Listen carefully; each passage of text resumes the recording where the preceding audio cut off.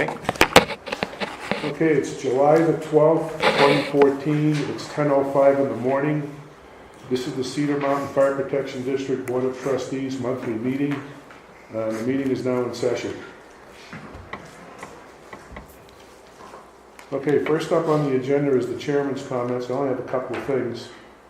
We had our pancake breakfast a week ago today, and I just wanted to have it on the record to thank all the volunteers that helped set the thing up. It was all the volunteer firefighters and a few other folks. The folks that cooked the food, Jim Adams was one of them, he's here. All the other volunteers that helped with the various booths that we had for the prizes and so forth, Sharon for coordinating the whole thing. It was a huge success, and Frank may have something to say about it in the district clerk report. But we made approximately $9,300, give or take a few bucks. So that was a really big success, and the chief is now able to buy, I think, those three things. I think he's got enough. We may have to supplement a little bit, but that's a goodly amount of money for the three items that he had identified to purchase for the fire department. Just an update on the UDOT sign. I think I said last month that I had contacted UDOT about putting two signs up on 14, one in each direction with an arrow pointing to the fire station. The gentleman was on vacation. He said, call him when you get back from vacation. He probably knows my number now because he's not returning my call. So I'll keep calling him. I also have another number if he doesn't return the call. The roof is scheduled. The work on the roof is scheduled to start either the 21st or the 28th of this month. Kind of a little flexible there because they're cleaning up some other jobs that they have, and then they'll come over here and start working on this. And that's it for the comments. Next up on the agenda is the approval of the minutes. Did everybody get a chance to see them? Any comments? Corrections, additions, deletions? Do we have a motion to accept the minutes? I'll make a motion to accept it. I'll second the motion. There's a motion on the table to accept the minutes as written by Jim Barbeau. It's been seconded by Sharon. All in favor say aye. Aye. Is this for the June meeting or the special meeting? The June meeting. Aye. Opposed? Abstained? Minutes passed. There was a second set of minutes for the, we had an open meeting the 21st of June for the selection for the roof bid. Everybody get a chance to see those minutes? They're in your book if you have it. Everybody has? Any comments, discussion, additions, deletions, whatever? If not, is there a motion to accept the... I'll make a motion to accept the June 21st special meeting minutes. I'll second. Okay, there's a motion to accept the minutes from June 21st, seconded by Sharon. All in favor say aye. Aye. Opposed? No. Abstain. Okay, they're told board. John? We're polling the board. Yes, Aye. Jim? Yay. Yay. Chuck? Abstain. Joe, Mike? yes. Sharon? Aye. Frank? Aye. Okay, motion passes, minutes passed, were accepted.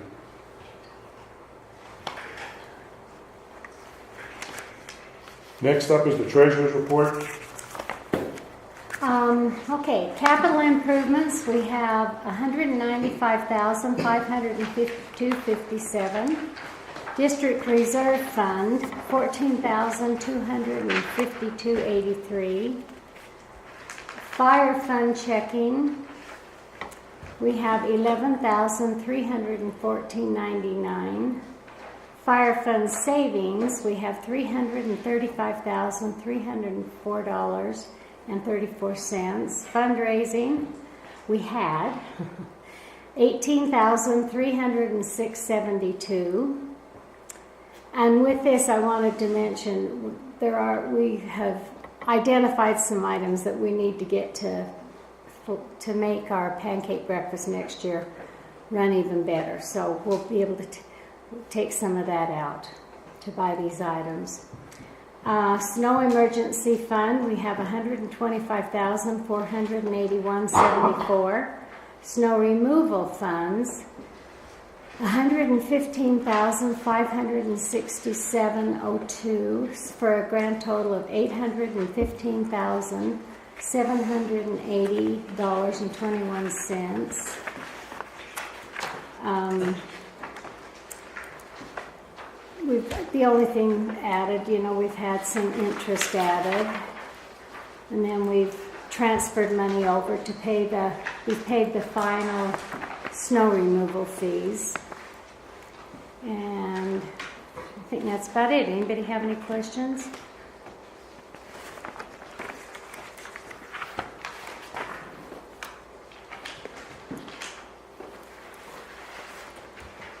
Move to accept the treasurer's report. There's a motion to accept the treasurer's report. Is there a second? Second. It's been seconded by Jim. All in favor, say aye. Aye. Opposed? Abstained? Motion carries. We need chairs, HASICs for the people for this report. What? Do we need HASICs for the people for this report? I'll try to be quick. Just for clerk's report. I do have a lot to say today. I just want to tell you. Delete that laugh from the minutes. All is well. He is putting in so many hours, has just done such an awesome job. He's very, very, very dedicated. No, I got to pay her for saying that. Yeah, You want small bills? We wait till we get in the office. see, this is why my report takes so long, because nobody lets me get started. So. I see the commissioners hiding in the back there too. We had our financial audit. Before I get to the actual dollars and cents part of the report, I'm going to cover some other things. We had our financial audit last month, mid-last month, 19 and 20 June.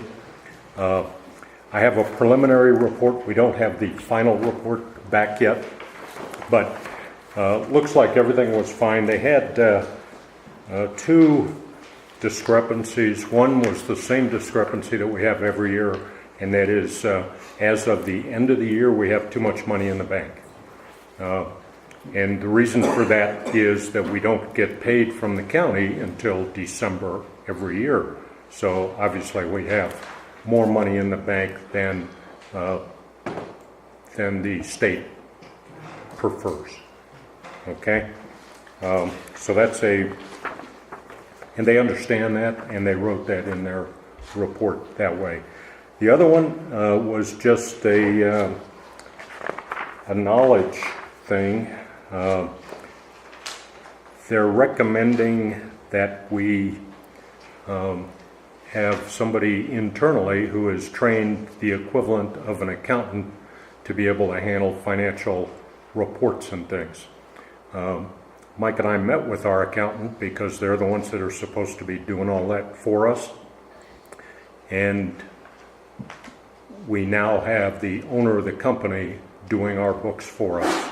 The individual who was doing the books for us before is no longer doing that. And during the last 3 weeks, we've had significantly better service from them. We've also explored software programs so we could bring the bookkeeping in-house. But I don't think that's necessary, and I'm not going to recommend that yet. Let's see how our existing accountant continues with their improvement process.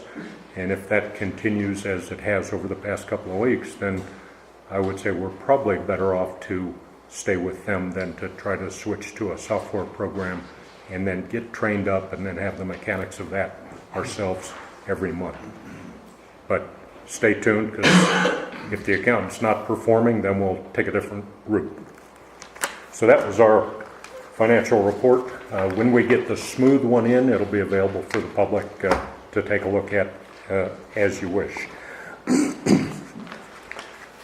I have received a letter 2 days ago from the county treasurer, George Abaca,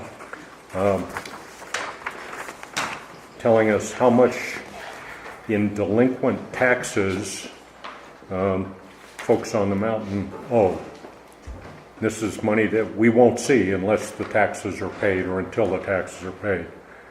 For snow, it's $30,000, this is as of June 30th, $30,349.46. For fire, $30,916.93. And that's over the past 4 years. That's from 2010 through now. So total about $61,000 that is owed to us.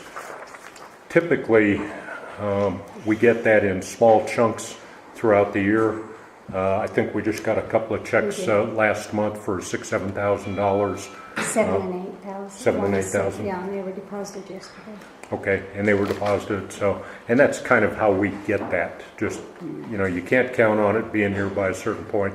You can't even count on it being here at all, but eventually we should get it, or the county takes them to court and forecloses, I guess, is the process for taxes. After 5 years, the property goes to the tax sale, and in order, they can't pay they have to pay the last year first, which means they have to completely catch up every 5 years, or the property is off, and that's the way it works.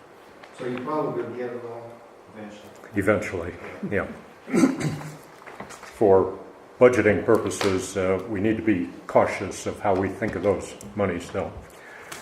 I got the renewal insurance for the property and casualty coverage. Property and casualty is structures and vehicles, for the most part for us. The chief has a copy of this and is going through, we're checking VIN numbers to make sure that we're insuring the correct vehicles. The old Chevy truck, I've got 3 different VIN numbers for that truck. 2 of them are actually on the vehicle. 2 VIN numbers on the same vehicle. One on the doorpost and one on the dash. And then we're insuring a 3rd vehicle. So we're going to get all that straightened out so that we're actually insuring the vehicles we want to be insuring. Okay? We changed the door on that truck years ago. Well, this is the jam, not the door. Really? Yeah. And it's riveted on there. It doesn't look like it's been changed. The dash may have been changed because that's where the other one is. We changed the doors because we got 2 better doors. Whether or not painted the right color. Anyway, that policy, or those policies are renewable in the 1st of November. It insures this property and Station 2. The printer copier is on it, and I'm deleting that off because they're picking that up in August, so we won't have that anymore. They are asking if we want a $10,000 line of duty accidental death benefit, which is an optional new coverage on this particular policy. So think about that. Let me know your thoughts, and then we can make a decision next month on that particular issue. Do we have a cost involved on that? Don't know. Something like that typically doesn't cost very much. And you got to understand, accidental death is pretty closely defined in the insurance world. You almost have to die in a specific position in order for that to pay off. It's very, very stringent. So, that's about it on that. Any questions on the insurance? It'll be available in the office if you want to take a look at the renewal part of it. The policy itself is there as well. We also received all of the subdivisions and all of the lots that are taxable under snow removal or fire protection force. And you know, not everybody gets snow removal, so I've got those. I emailed them to you. Cheryl emailed them to you yesterday. We just got them in. So you've got that. If you see any errors on this, let me or Mike or Cheryl know. Things like, you know, if there's a subdivision listed on here that we do not provide the service for and we should not be getting a tax levy from, you know, let's delete them. Let's not make them pay for something they're not getting. The other side of that is if there's a parcel or tax subdivision on here that, or not on here, that we are providing the service for, let's get them on here so that we are sure to charge them for that service.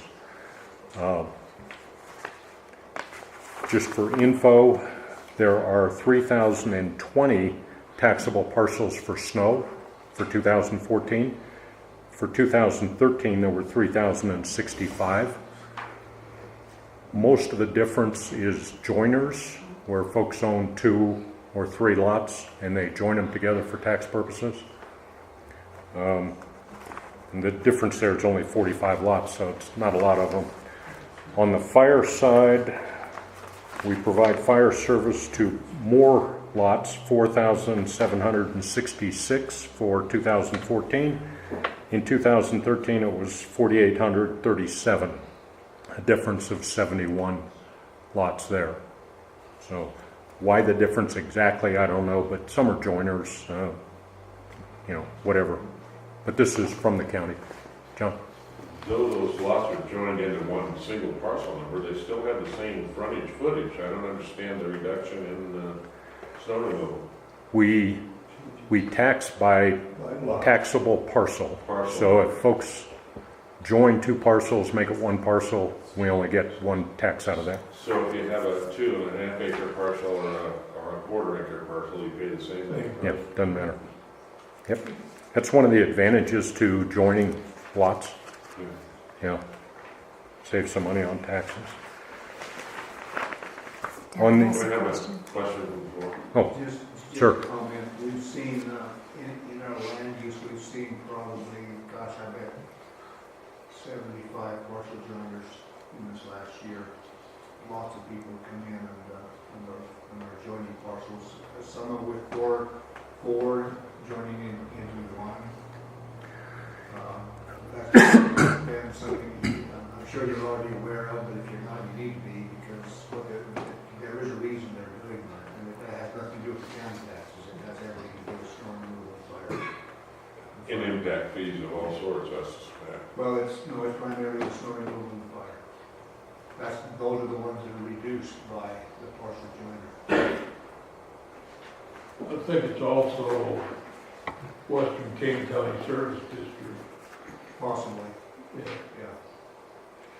Sorry, I didn't mean to interrupt you. no, we appreciate your input, I Commissioner. just felt like you need to be aware of. We appreciate it.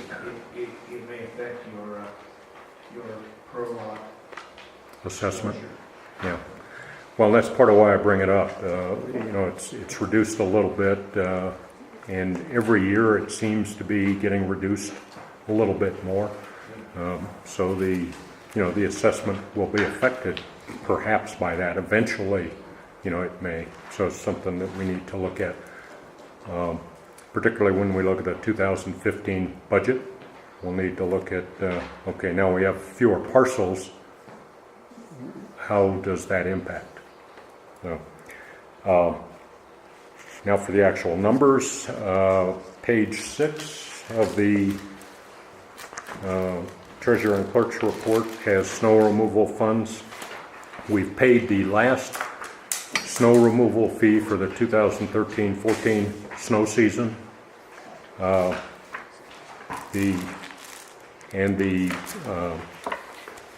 $115,000 and change that Sharon mentioned that's in the bank for snow removal is just about what I anticipate that we'll need if we have average snowfall at the end of this year, the beginning of the 2014-15 snow season. We have to pay 5% of the total fees up front by October 15th. That'll be somewhere around $20,000. And then we'll have, it costs us about $45,000 per month during the snow season to pay for snow removal. So you can see that's about 2 months worth of snow removal in there. So it's coming out about right, assuming just typical snowfall. On the fire side, we've got some expenses that were not typical. The bond renewed at $700. That's the treasurer's bond that we're required by law to have. New pagers at about $3,400. Our accounting is up at $1,896. They did not bill us for 1 month, so that's 2 months worth of accounting services plus the services they provided during the audit as well. Southern Utah News, almost $500 for legal notices. That was for the board member vacancy, budget hearing, secretary, those kinds of things.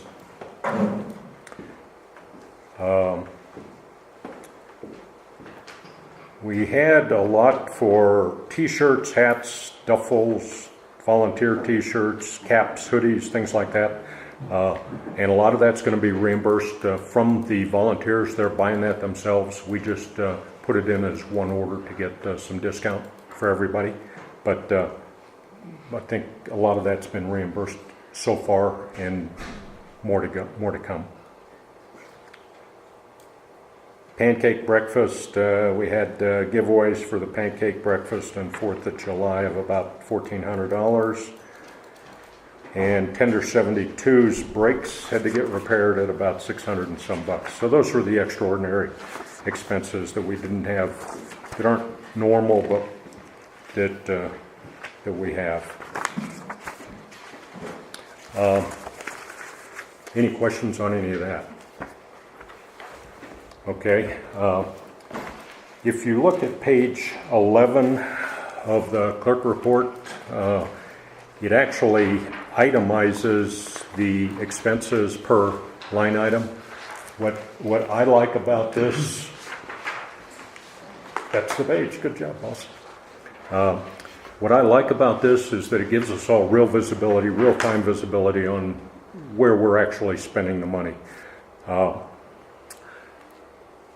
If you remember, we just approved this version of the budget and a month ago, and 2 months ago now, James. And I've been working with the accountant to get 6 months worth of every single check into the right line item.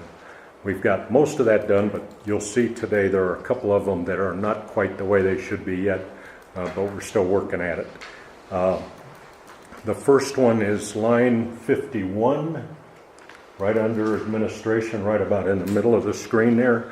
If you look to the right column, it shows that we're overspent 227% of budget. We budgeted $1,700 and spent $3,800.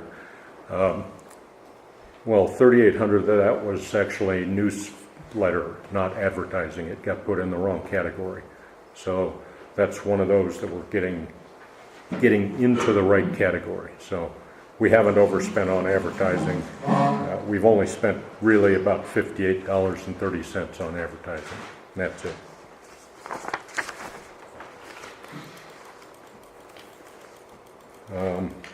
If you go to page 12, line item 137,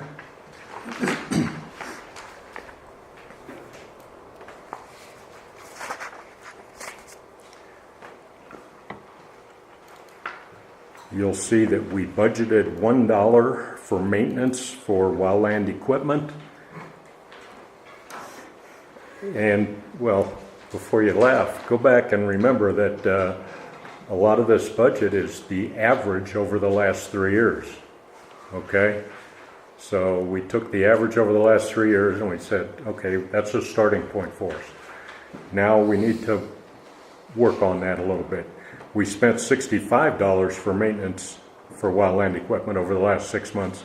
which is 6,500% of budget. So it looks terrible, but it's only a $64 difference, okay? But it's something that we need to move some money in order to make that right. And I'm going to make a bunch of recommendations to the board in a minute on how to do that, but that's one of those things that we need to take care of.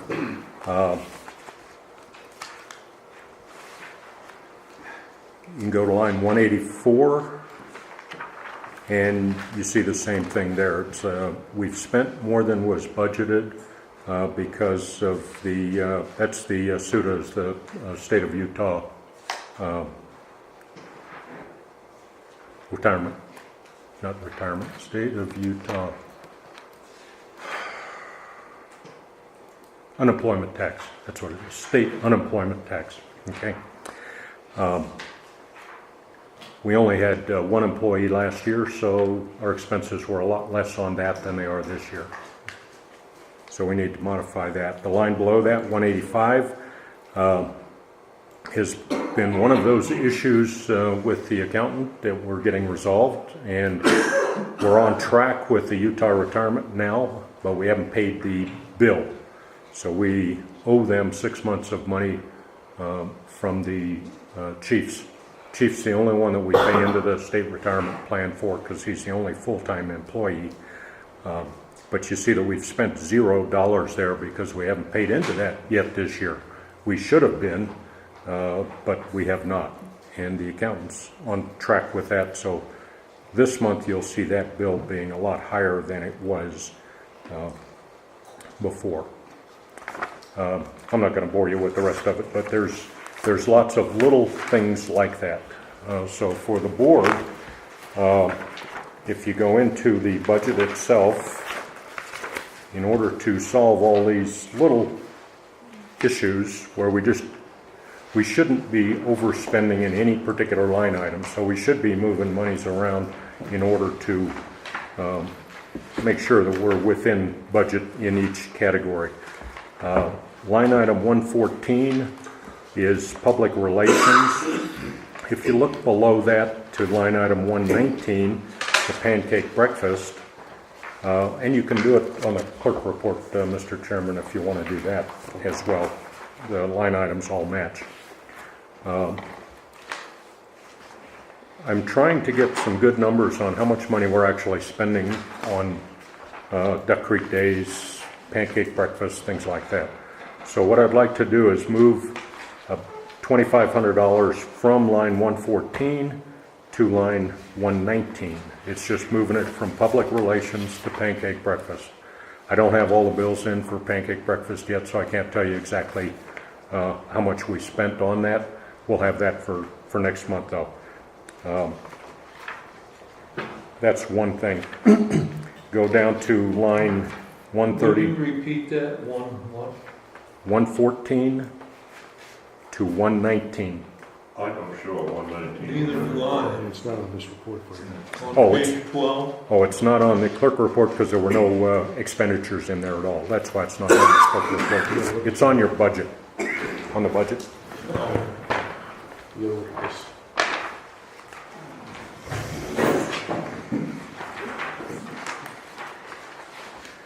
Yeah, it's not on the clerk report because there's no budget for it and no expense out of it. So it's not reported. Excuse me.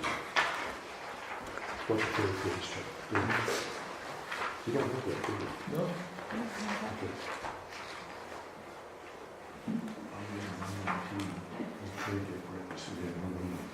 Okay. So from 114, Doesn't that money for the pancake breakfast come out of the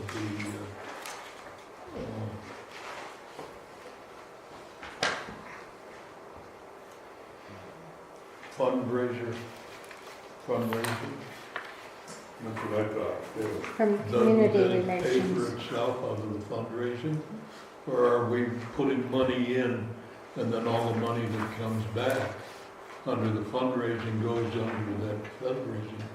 I had thought that in the past, we always just advanced money and then it was paid back to the general fund from the fundraiser? Comes out of the community relations. Hmm? It comes out of the community relations. We have a fund set up, all fire departments. I'm still was under the impression That was voted different. that, I will not vote for that then. I thought that we decided to take it out of the fundraiser, to pay for the fundraiser money, so you ain't paying twice for it. You're not Public, paying no. twice for it. In the Because you're past, taking public money to buy the food, and then putting it back in the fundraiser, not putting it back where you got it from, you're paying twice. That just comes, all fire departments have community relations. They go around, do schools, all sorts of things. This is their advertisement, their community training, teaching people what we have available, educating children. So the expenses come out of that. It's an investment we make in community relations. All I'm trying to do is see how much we're actually providing upfront to the committee so that we know how much to budget for in future years. If we keep it all lumped under public relations and don't break it out, then we don't know how much we're actually fronting's not the right word. Providing for the committee to use before the event. The things that were purchased for the pancake breakfast, such as the things for the kids, the fire helmets and things of that type, that's public relations, not pancake breakfast. The food is donated. And the food is donated. Food and a lot of the So equipment is donated. It shouldn't be charged directly to the pancake breakfast, but should be charged to community relations, because this is educational material for the public. We happen to hand most of it out at the pancake breakfast. However, it's available throughout the year here at the station, and when we have other things going on, we often hand that stuff out. That's community relations. It isn't directly the pancake breakfast. Do you want to apply anything to pancake breakfast? No, because I don't think, what are the expenses for the pancake breakfast? The food is donated, so what are the expenses? Well, if we're going to budget for some amount of money to give to or to allow the committee to spend before the event, we should budget for that someplace. Well, If you want to keep it that's as a board, fine, but then does it get reimbursed? last year the board voted not to. What would So these that- funds be expended for? Oh, Buying, water, paper towels, propane. Some of it was for giveaways, variety of things. I don't know, I wasn't even here, but we did you did, give away the hats, some of the hats or any of those things? and that's The just, hats would be with the community or public education stuff. But yeah, the propane, all the paper goods, things of that nature. plates and cups Ice. and utensils were donated this year. I mean, we got almost everything donated. We had to buy tin pans, to cook in. And the day of the event, we had to run for water and Yeah. ice just to keep things going. Sure, yeah. Last year I was paid for Orange signs. juice. We didn't get. That Yeah. should be part of the expense that comes back, is repaid from the donations. I think we're talking about a contingency fund as opposed to a general fund item. If we put I don't know how much we spent this year, but each year seems to be getting a little more that we're sending after. So we ought to put a contingency fund adjusted to it for whatever comes. More propane, more whatever, more syrup, whatever.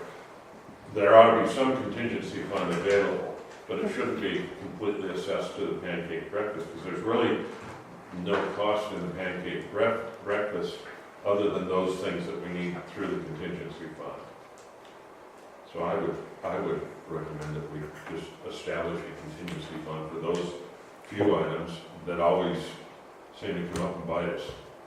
The syrup and stuff like that. Yeah.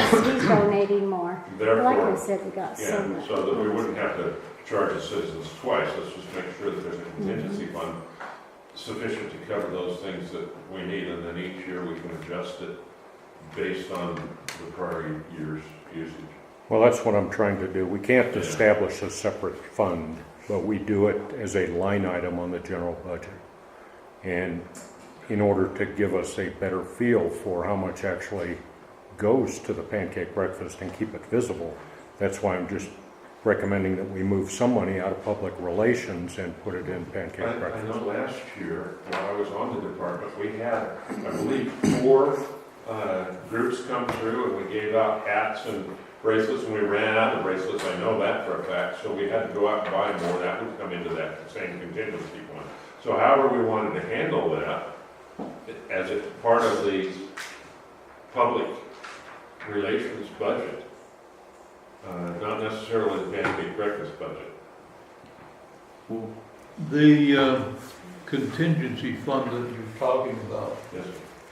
is basically money that would be advanced or paid for the pancake breakfast for items that are needed. Well, that should come out of the fundraising account and then There's- be reimbursed to it. Yeah, there's 2 different aspects to this. One is bank accounts, Yes. and the other is budget line items. Well, that's Different- why that different things. fundraising- Different things, and all, The fundraising account should be a separate account and should be budgeted for as a separate account. well, it is. Okay? Now, if you want to link it to a particular line item, we can do that, That's what we should be doing. if you want to do that. In the past, the board has not done that, but we can do that if you No, want. that's not true, Frank. that's not a hard The board thing. may not have done that in the past few years. But don't say the board has not done it, because 10 years ago, up to 6 years ago, the board was doing that. Okay, I've seen no record of it, but if, I'll accept that. I'll accept Okay, that. And there and we is- can, we can do that if that's what the board wants to do. When we adopted this budget, we didn't do that. Okay, so we'll need to go through a process to make that happen if that's the way you want to do it. All I'm trying to do right now is get some visibility on where we're spending the money. If you don't want the visibility, we can keep it all in public relations. It makes my job easier. No, I don't care. I'm just saying that I think that it's a good idea to have it broken out so we know to which event the money is going. And then if we reimburse the fundraiser bank account, that's fine. I don't have a problem with that. I think the question here is the fundraiser paying for itself? Or is the district paying for the fundraiser? And I think No, that's the question, and I think what I'm trying to do is make sure that the fundraiser pays for itself out of the fundraiser budget, not out of the fire general fund.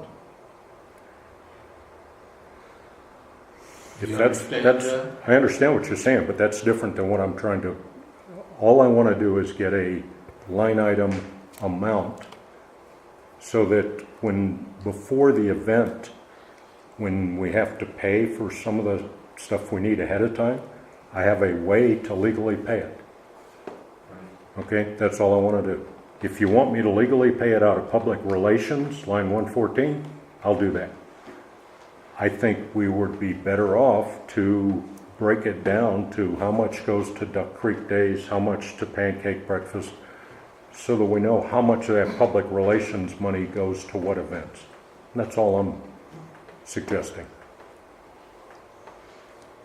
As a new member, excuse my ignorance, but do we have a petty cash fund? No. Maybe that might be the place, is that not available?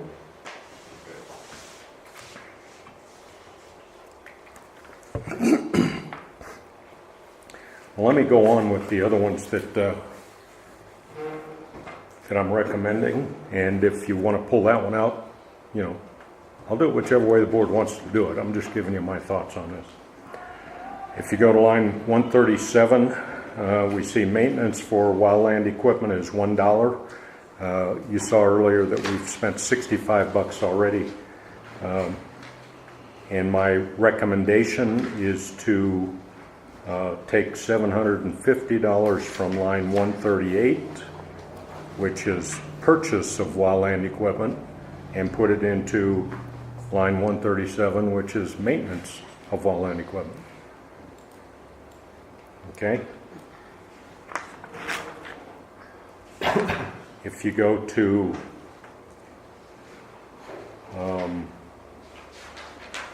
line 184,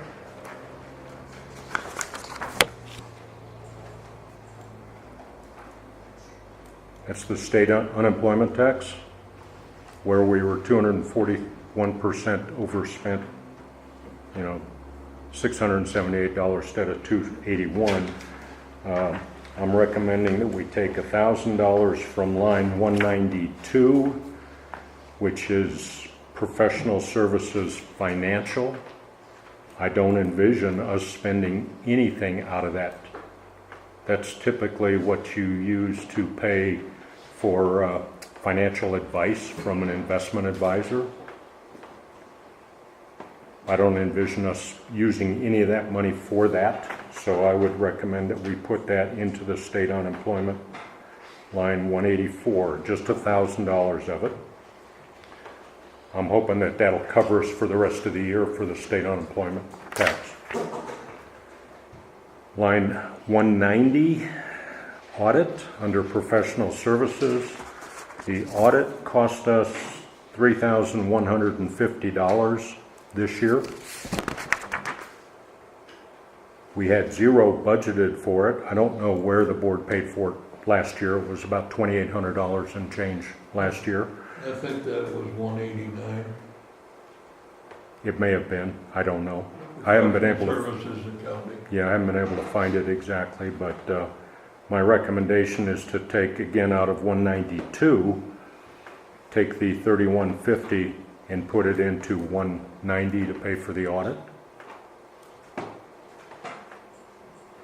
So that means a total of $4,150 coming out of line 192, which leaves about $4,300 in there.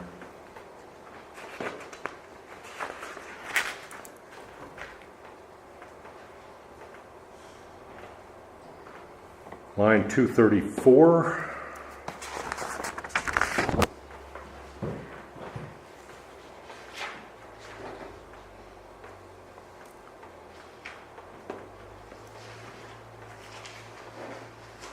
Is wildland travel.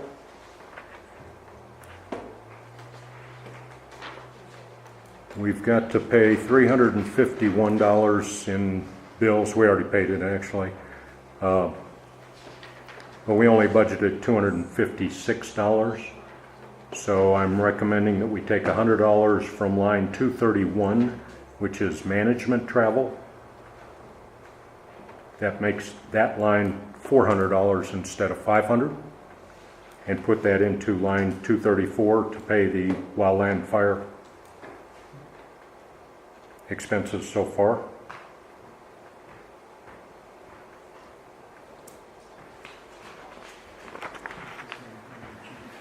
And then line 276 is Rescue 70 repairs.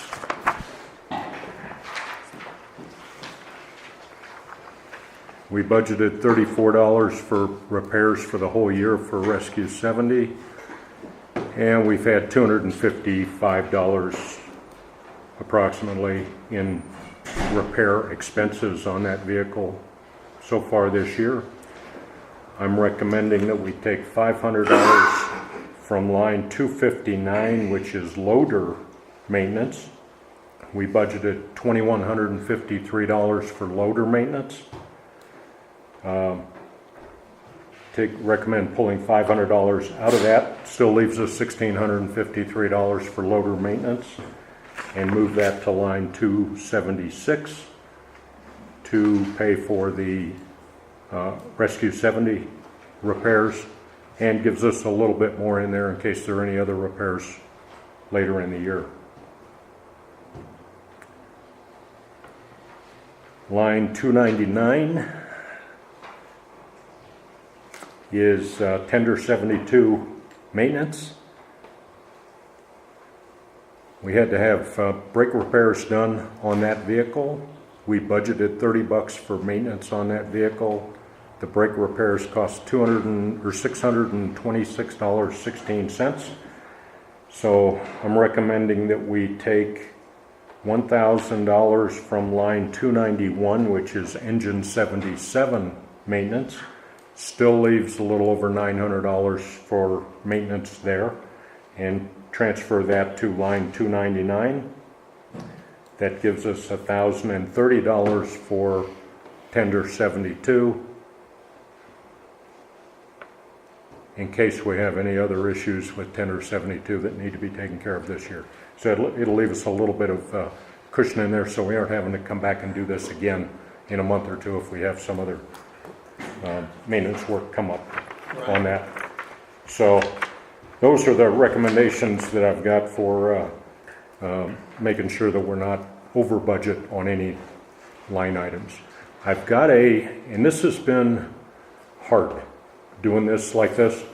I've got a policy. We're supposed to have a policy for how to do this anyway, by law. We do not have one. So I sent you all a policy proposal a week ago to make this a little simpler. We're talking about moving fairly small amounts of money within the already established budget. So I don't think that we need to go through this kind of a process every time we want to move, a couple $100 or whatever from one line item to another so that I can pay the bills. Okay? Your question, Jeff? Yeah, I've got a question on line 203.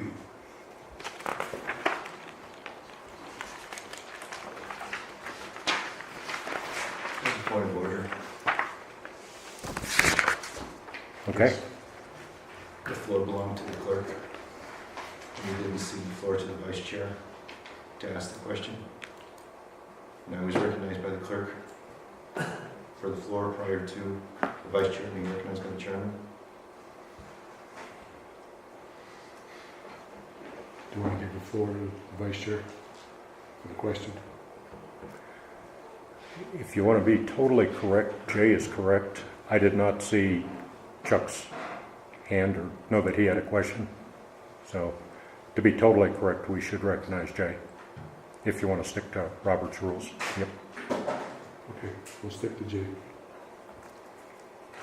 I'd like to make a motion that we accept Mr. Clerk's recommendations to bring the budget line items in the appropriate categories underneath the appropriate amounts for what we budgeted for the 2014 year. I'd like to amend that to congratulate him for his efforts on our behalf because it's been extensive. Absolutely. And I would second that motion. Okay, there's a motion on. Technically, you can't amend his motion. I appreciate the thought, but Nonetheless, I don't care, I did. There's a motion on the table to accept the district clerk's recommendations for the moving of monies from the various counts that were identified in his presentation. And it was seconded by John. Is there any further discussion? Chuck, you had a question. Yes, I did, Frank. Line 203, where 91% of that's on our local telephone. Right. Since that's a monthly billing, we'll probably near 50% should be on it. Should we at this time transfer some money in on that also? I didn't recommend doing that yet because we've expensed internet costs, which is line 204, along with telephone costs for 6 months. So we haven't got that totally broken out yet. When we do, it'll bring that 91% down. I don't know if it'll bring it down enough, but I can come back to the board in a month or two and let you know that. But I don't think we need to move that money yet.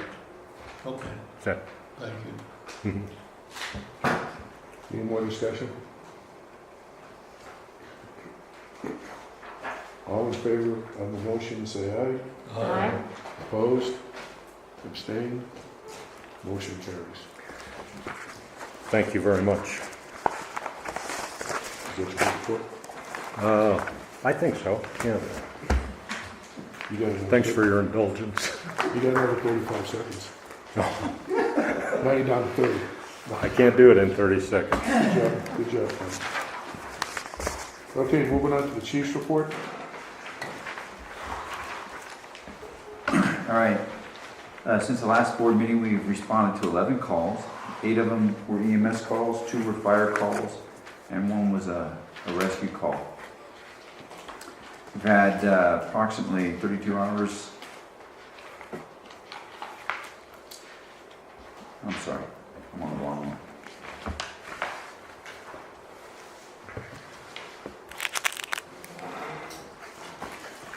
All right, let me back up. 15 hours of in-house training as far as driver's training, firefighter survival, company operations, search and rescue, and mission practices. 5 hours of wildland training. We did some radio training, some portable pump operation, and hydrant training. 25 hours of EMR training, and we completed our class. So we had 12 people finish up, and they're now certified EMRs in the state of Utah. Over 800 hours, that includes activities coming in and doing station checks, rig checks, as well as training and running calls for the fire department members for the month.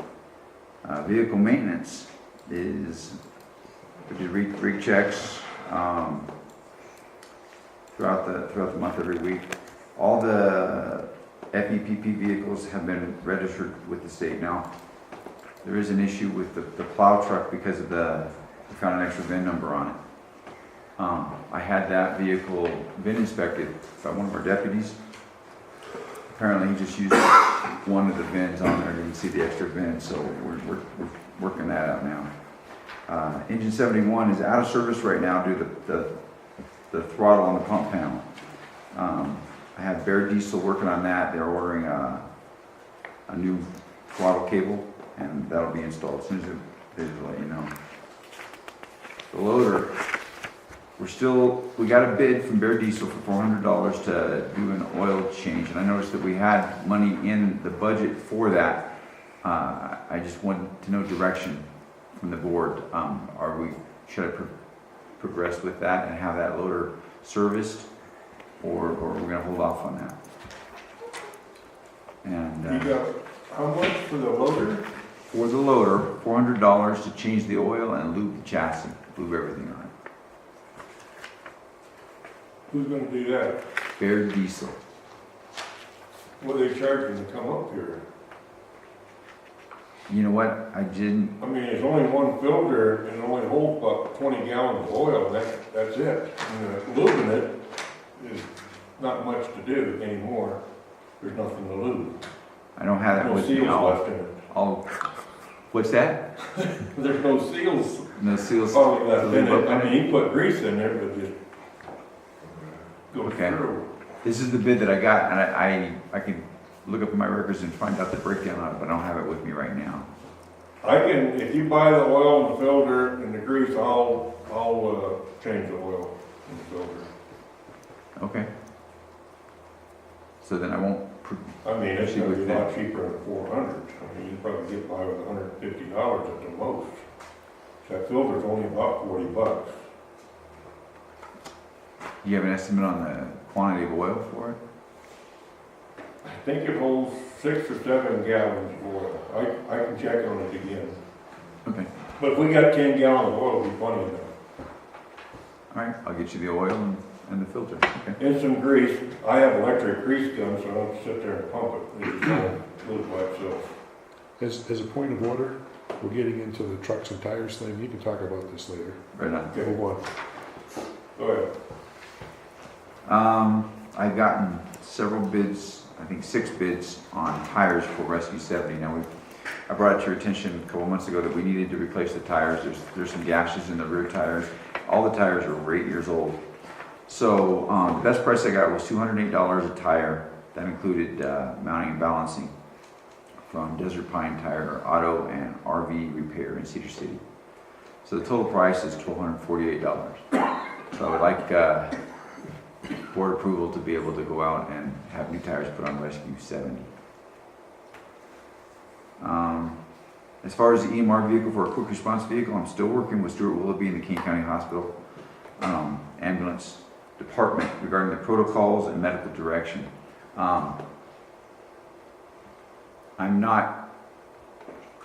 I'd hope to be farther along with this. I'm getting not necessarily resistance, but I'm just not getting as much help as I'd hoped to have from them. So, but I just want you to know that I am still working on it. Pancake breakfast was a big success. I've already talked about it a little bit, but I also wanted to add in for the record that during the parade, several of my firefighters walked around 3 of our vehicles. In our procession was the King County ambulance out of Alton and a forestry truck. So we had a big procession from the fire department. We were represented. While we were walking through the parade, we were giving out candy, and I had put candy in boots. People were coming up and trying to put money in our boots. So that was unexpected, but it was a pleasant surprise. As we ran out of candy, we were just carrying our empty boots. People kept giving us money. So we accepted, over $360 worth of donations through the parade. Let's see here. The first gentleman that came in, I didn't know what he was doing. I kept, no, I'm giving out candy. And he goes, that's all right. He kept poking money in my boot. So I just moved that over and gave out the candy. It was a really simple process once I emptied the boot of candy, because then I could put all the money in the boot. But I was pleasantly surprised by the generosity of the citizens in our community. It was unexpected, but very much appreciated. So I wanted that to go on the minute records for everybody. And that concludes my chief's report. Mr. Chairman, I move that we authorize the chief to buy tires for the rescue as briefed.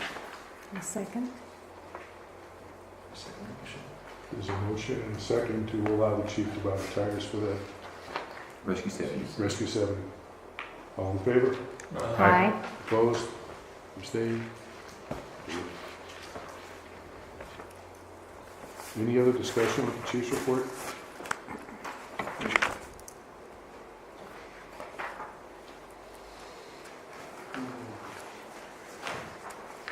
By the way, the chief also told me the story when you moved the engine away from 14 and Mammoth Creek Road. That's right, there was a $20 bill sitting on the seat. There's a $20 bill in the seat. Yeah. Fell out of my pocket. I don't know, somebody just left money on the seat because I had it parked up, there was signs on it. And when I brought it back, that was kind of neat too. So the community support is appreciated. Very much so. Okay, moving into old business. The first up there is the ICS 100/NIM 700. Chuck just presented today a certificate for NIM 700, and he's informing me that he is going to work on the 100, maybe with my help too, for the computer part of it, because his fingers are not nimble. Have you got anything with yours? I have started it, but I have not completed the 100. That will be done this week. The directions are okay, you ready to get to the right side? Yeah.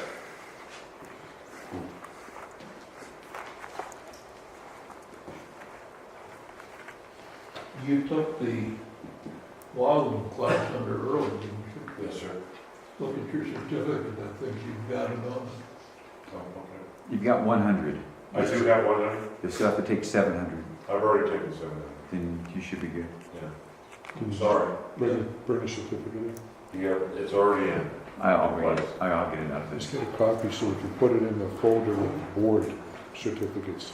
Okay. Because once all that's done, we'll be able to we're legal, if you will, to apply for federal grants also. We can't till I get started.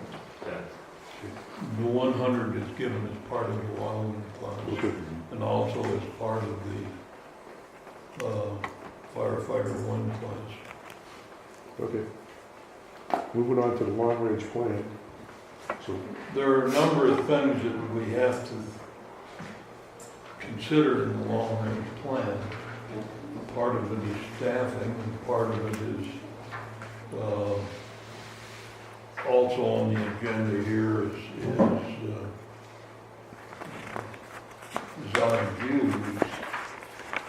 Zion, are we going to consider snow removal at Zion View? If we don't, I think that the station out there is not in our best interest. We, in our original long-range plan, Chuck, as a point of order, that's a different agenda item. that's a different agenda item, I was continuing. In our previous long-range plan, we had considered a third station at Swains Creek. In hopes that we could respond from Swains Creek with volunteers that are department volunteers that live in Swains Creek could respond either west to Strawberry or Duck Creek with an engine, or instead, or east to Todd's in that area. And probably that would be the better location for a third station because of just travel distances. And where at one time we had a very good component of membership from Swains Creek on the department, and they were pretty active. It would be nice to get some of those people back or others onto the department. As part of that, we've got to look at equipping an additional station no matter where it is. And we've got to look at what our, in part of our long-range plan, whether we are staffing what we need to do for staffing. And as part of the long-range plan is from 1 to 5 years. It includes the short-range plan, and with a 10-year component to it. I don't have it all in writing yet. I think part of it is going to, whatever we do on that other item is going to be part of the consideration. First presentation. Yes. You lead before. I need the floor. Any discussion?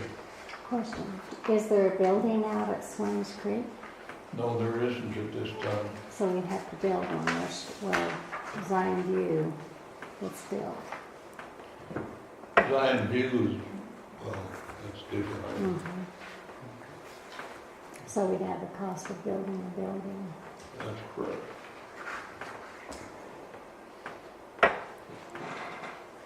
Can you provide some notes at the next meeting about what you were just talking about? Yeah. They can hear it to see if they use the computer. I'll write them on my hand, see if you can read Print weekly. Any other comments about the long-range plan? There is a copy of it on the website. Do you want me to print it off electronically so you can have a copy? My finger might be able to find it. Okay. Because you have to, I think you have to cut it off, I mean, cut and paste it, or copy and paste it from the website onto the document. I think I have it electronically. I can send it to you, do you have a print? I've got a printer I can send it to you electronically, and you can just print it out. Then you'll have a hard copy. here. Okay.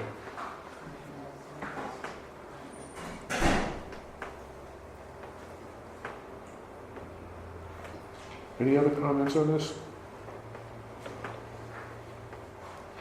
Yeah, I'll get that to Chuck electronically, so he can print it off, and then he can do his notes on that. Next up is security camera. Jake? Let's see. The last meeting, we discussed a couple options for security cameras. I was asked to go out and find more detailed information, links, security camera positions. I spoke with Andy Cagliardo in depth. He is currently working on finding us a more capable system. One of the limitations that we had run into the last meeting was outside cameras that would work in all of the weather conditions we experience, mostly the temperature range. And then also he brought up something new, or something additional. We need to have a dedicated place for our recording unit, or our server, that is not accessible except for to our chairman and a security officer. So they can't be tampered with. He's looking into, one, finding the system, two, finding a grant for the system, and I received an email from him yesterday or the day before saying he would have an answer for me next week. So I'd like to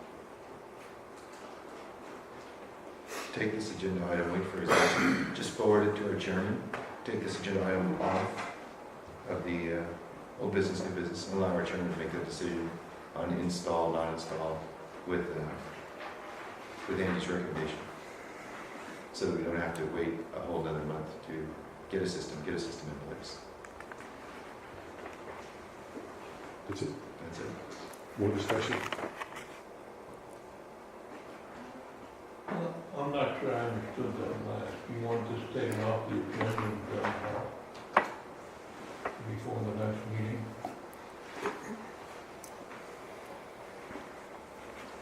We came very close to making a decision on what we wanted, and we asked some very specific questions. So I forwarded those specific questions to Andy. When he has more knowledge, he has better resources, and he also has, through his state contacts, he also has the ability to get it for us. So I didn't want the board to have to make a decision. It's less than $1,000 that we're discussing. We'd ask to take it off and just allow the chairman to make the decision, yea or nay, based on Andy's recommendation. Is this going to come out of, we talked last time that this was going to come out of capital improvements rather than out of general fund.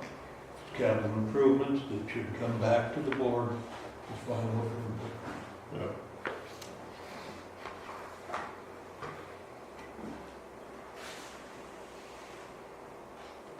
Can't we just approve anything up to 1,000? Speak up, sorry. Can't we just approve anything up to 1,000? If it's general fund, yes. I think capital improvement fund monies all ought to be approved by this board. We don't, I don't believe that's a policy. I don't believe the policy states about whether it's capital improvement fund. I think the capital improvement fund are long-term improvements that last more than 3 years.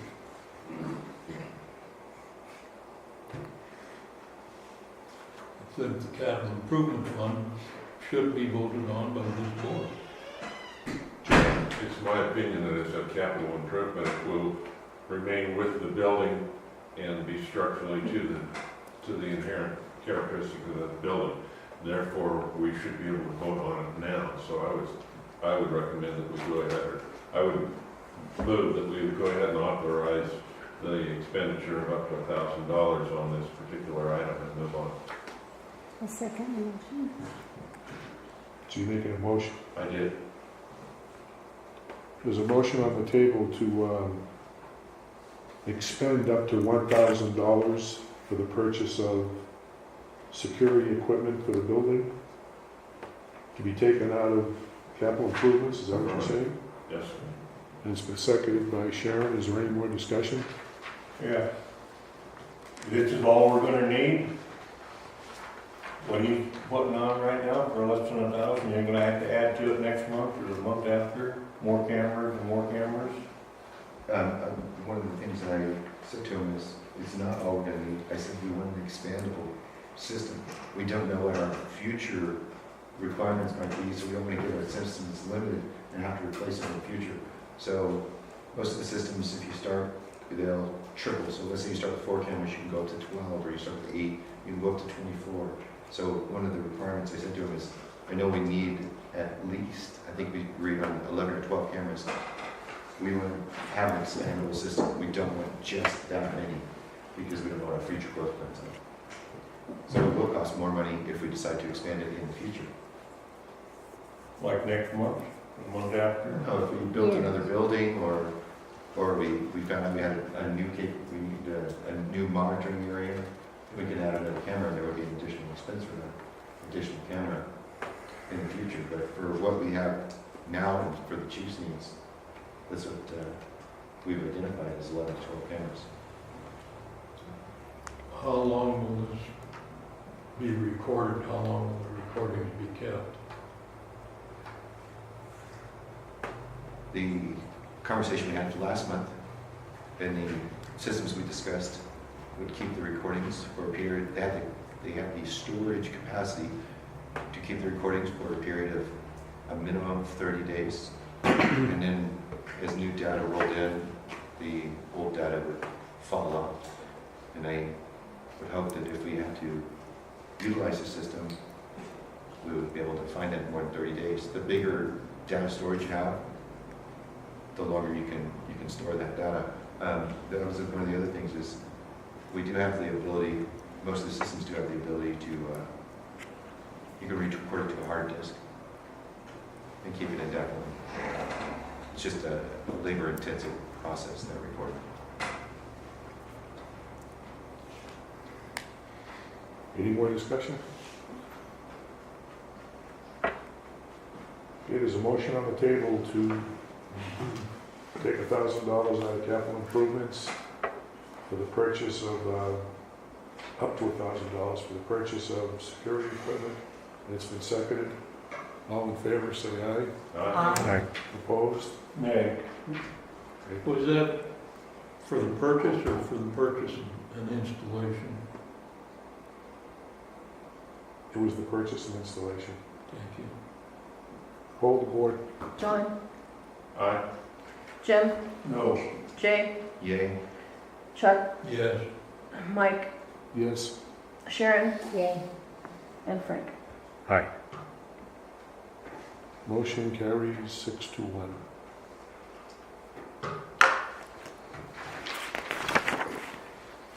Okay, the next thing is the capital improvement plan. I have John on there because after our last meeting, he had volunteered, requested, asked to work on it. And I think when we talked at the pancake breakfast, nothing. I have been trained in the techniques that are necessary by an expert, and I have begun working with the chief. The inventory of the capital equipment, or the equipment here, is not completed yet. It will be completed within the next couple of weeks. He has agreed to put an estimated cost of replacement on each item, also a projected economic life, that is how long it will function, and at what point it should be returned. We will be able to therefore develop a hard and soft cost, economic cost for everything, and we will develop a operating income statement with accuracy showing that what the replacement cost per year should be for operation of the equipment, and you should have a statement by next month. Thanks. Is that your presentation? That's it. Any other discussion?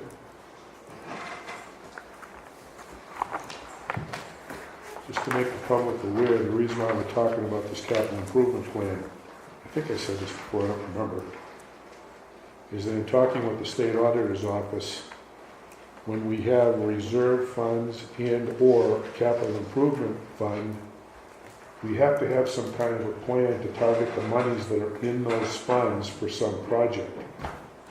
Not that it be etched in stone, because things change as the year progresses and years progress. And that's the basis for trying to come up with this plan, because as in the report earlier, we've got 195,000, give or take, in capital improvements right now, and we don't have it targeted for anything. Any other discussion? Okay. Moving on to the next item is an emergency plan. And I think I presented this last month, or the month before, 2 months ago, I think. I sent it out to the board, and I asked everyone to review it and to make comments on it. I got comments back from Frank, and they were good comments that we need a table of contents in this. And we also need an attachment that talks about finances. Logistics, logistics. I got it written there. I also thought we probably need an attachment that identifies all our MOUs, so if we do have another shingles fire or another snowmageddon or one of these major emergencies, that all that information is all in one place in a plan. The reason why I'm bringing it up again is we need to move forward with this and approve it as it is, and then with the stipulation we're going to add this other stuff into it. And if you come up with any other ideas that need to go into this plan, bring them forth. So I'm yielding. Any comments, discussion?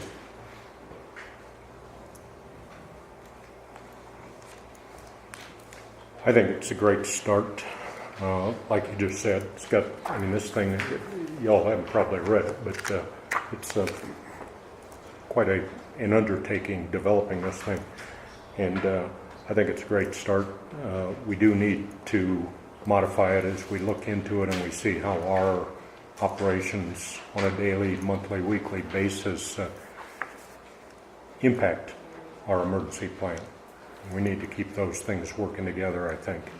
But it's a good start. I think that we should, my recommendation would be to approve this as our starting document and then continue to modify it as necessary.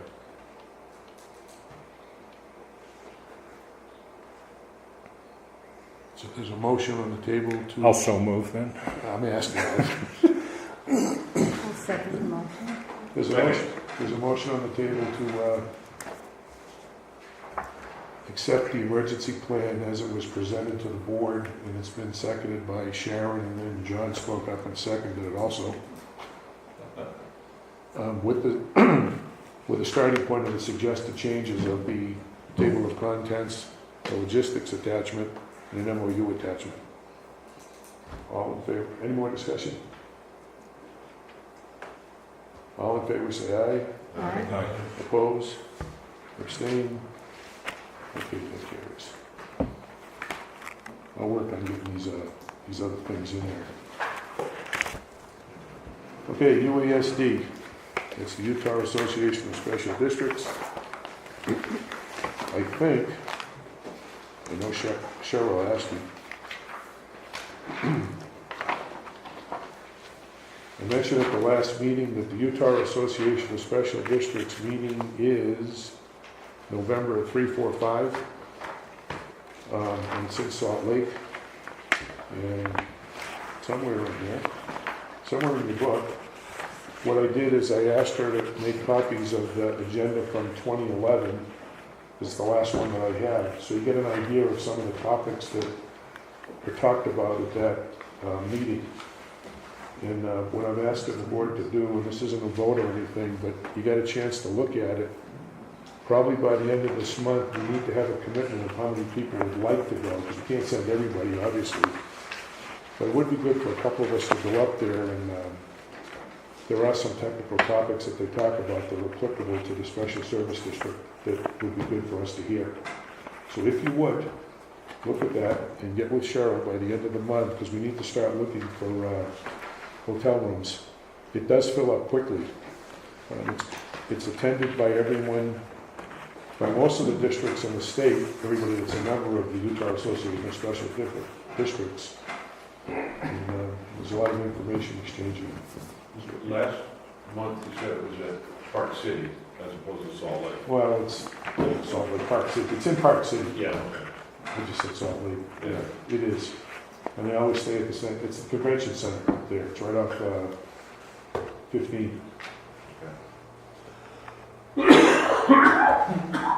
And we're talking about probably 2 nights. The Wednesday and the Thursday, we'll come back Friday. So you get an idea. So that'll be the 3rd and 4th. You may be able to use the, I want to say the Suburban, the GMC, the Tahoe. Oh, there you go. And that would save us on per diem expenses. We'll all travel up in one vehicle. Okay? Any questions?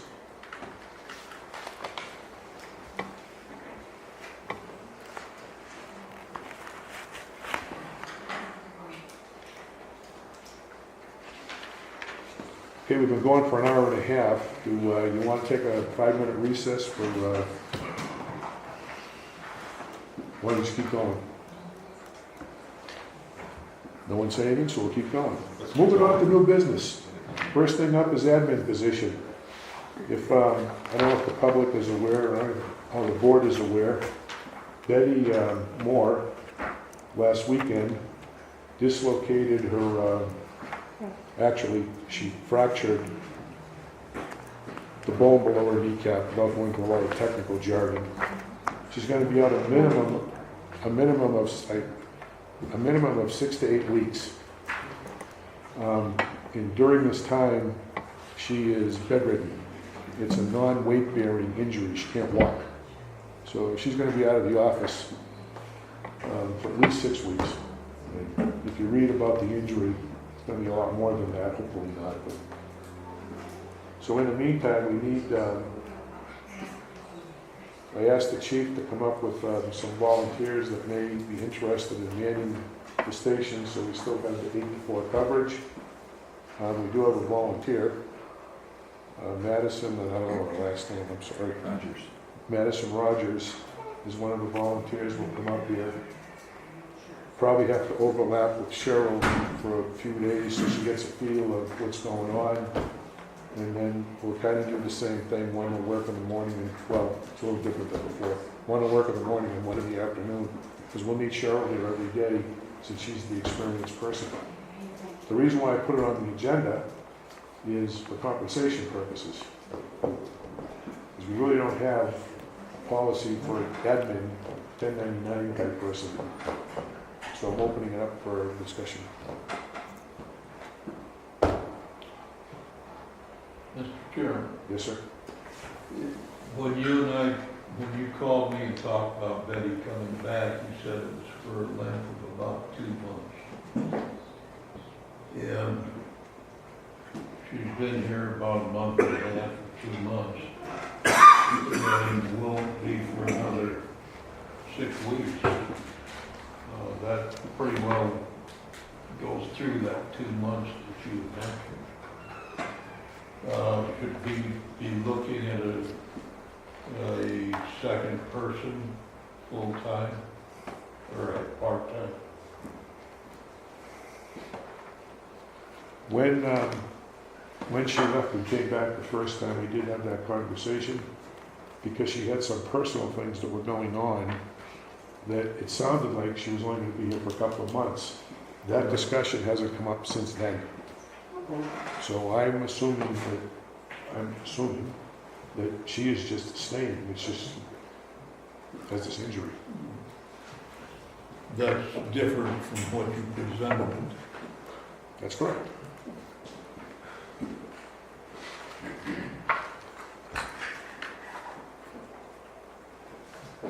if she's gonna be here, she's gonna travel to and from, she's gonna donate her time, or she's gonna give her time. It's a temporary appointment until Betty should return, or until such time as Betty should say she's not returning. And we would have to then look into what Chuck has suggested, another position. But in the interim, I think we should, as a board, authorize $10 as a fair wage for $10 per hour for a temporary employee. If we're gonna be paying a temporary, Hold on, he's not getting one of his presentation. Until such time as we, one, either establish a more permanent need, or two, recognize that we no longer need the temporary employee. I see the flow.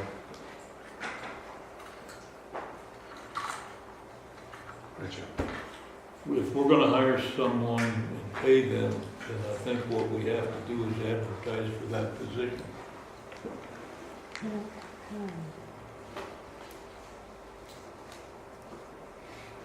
Do you see who's forwarded? Are you giving that one? I'm not sure about this. This is a 1099 temporary employee. It's not like we're hiring somebody forever. It's to fill in the interim while Betty is out. And if it would make you feel more comfortable, I'll talk with Betty about what we had talked about a couple of months ago, that she was going to be here for 2 months. I think her personal situation has changed somewhat, just in talking with her, and I don't know how the rest of the board feels. Speak up. I'll I see would the floor. like, okay, you see. I would like to see her back when she can. She's very knowledgeable. These two have worked very well together. I would really like to see her back as soon as she can. Permanent.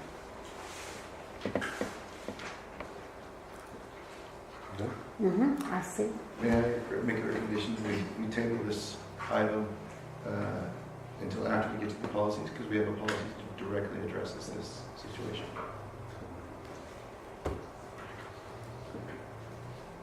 Is there any objection to doing that? Can we We just, can move along. Okay, let's table this discussion for a moment. We'll move on to the next item, which is turnouts, and that's actually the chief that's on the agenda. Okay, we received a grant for $14,000 for turnouts. I've been getting bids. On the 15th, I'll get the fourth and final bid for the turnouts. But what I would like to do is, we have money set aside for PPE. When I buy turnouts, I would like, we have several sets that are have expired or in less than serviceable condition. So what I would like to do is, along with the monies that I get from the grant, is purchase some monies out of our budget and buy more turnouts. What I'm going to do is, for the grant, I put in for everything from head to toe. But what would like to do with the extra monies from the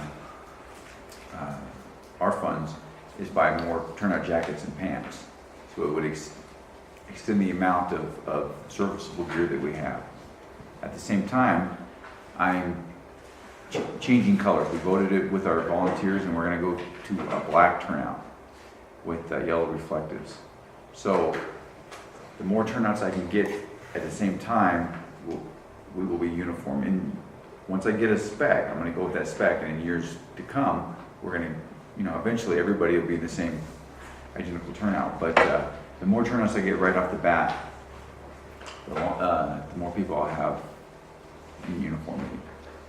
So, how much do we have set aside We budgeted $18,000 for PPE. for PPE? Mhm. Okay. So if I could get, I'd have to get a figure to it. Once I get all my bids, and I'll know the exact figure, but I would like to buy, I would like to get another 7 or 8 sets of just the turnout jacket and the pants to go along with the 7 sets that I'm gonna get from the grant. Chief, we've had a large influx of firefighters again. How many of your firefighters are suited up now, and how many are not? Everybody's suited up, but I have 3 new prospective from Zion View. So I'm gonna need turnouts for them. Some of the turnouts that we have though, where existing volunteers are suited up, are not. They're not necessarily serviceable. Well, they're not serviceable. Not fully Right. serviceable, but Yeah. they're better than that, Right. So to get about half of our turnouts are outdated. They're expired. A lot of them are torn. There's rips, tears, and the fabric is just worn out. Are they mendable? No, some of them are not amendable. Okay. And in order to be compliant with the FPA, we'd have to send them to a company. We're supposed to have them serviced or inspected every year and repaired. That's an expense that we'd have to budget in. We don't have it in our budget right now. So we're doing self-inspections, and we are mending what we can. Do you have guidelines for that?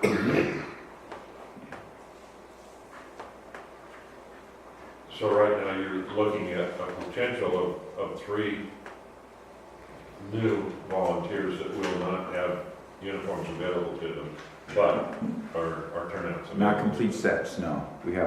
We'll patch them together with what we have, but not complete sets. What I'm gonna do is once I get some of the new volunteers, their perspective are weekenders.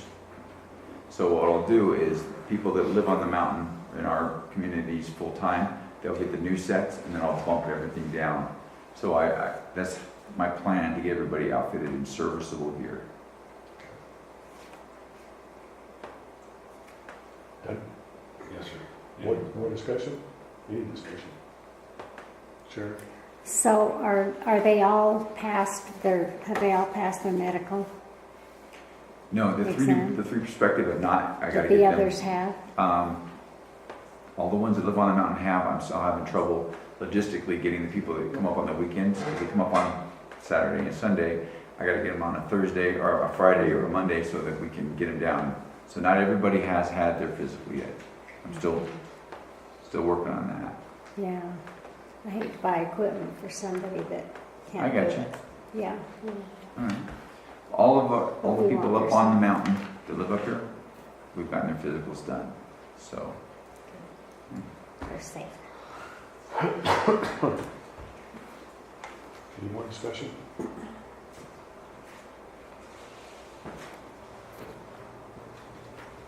Is there a motion in the future? You asked me to buy more equipment. Is that what you heard? No? I'll make a motion that we apply the resources that we budgeted for PPE towards, authorize the chief to use that to purchase that equipment. I would say motion. There's a motion on the table to apply resources currently available to purchase needed equipment, turnout gear. Seconded by, is it Jay? Well, either. Seconded by Jay John. John Pick Jay. one. Pick one. Any more discussion? All in favor? Aye. Opposed? Abstained? Motion carries. Next up is repeater preventative maintenance. Okay. Mr. Chief, too. with this, Cedar Mountain 2 has not been, preventative maintenance has not been done for my information with the last 3 years. So Andy Aguilardo is our communications officer. He spoke to Frontier Radio and initially gave us a bid of $900 to do the preventative maintenance. Andy called him back, had a conversation with him, and they revised that bid to $600 to do the preventative maintenance on Cedar Mountain 2 repeater. So if it's okay with you guys, we'll have that done and we'll go up on, I think the 18th is where we're gonna go up on the mountain and do the preventative maintenance 18th of July. of July, yes. Discussion? Just for info, we did budget for that, budgeted $1,000 for that repeater. Frontier Radio is gonna bring with us, when we go up to do the maintenance, they're gonna bring he's gonna bring a spare repeater, so if there's some problem with that repeater, you can swap it out while we're up there, and then we can get ours. Go ahead. And that was it. Don't we share that with the water district, The building, yes. not the repeater? No, ours is a separate repeater and theirs is a separate repeater. Oh, okay. And also, King County Fire North is on there too. Just, I don't know if you have access to that building? I don't even know where it is for sure. Okay. I'll get you a map and get you the keys. Oh, Just okay. for clarification, the CMFPD actually owns the building.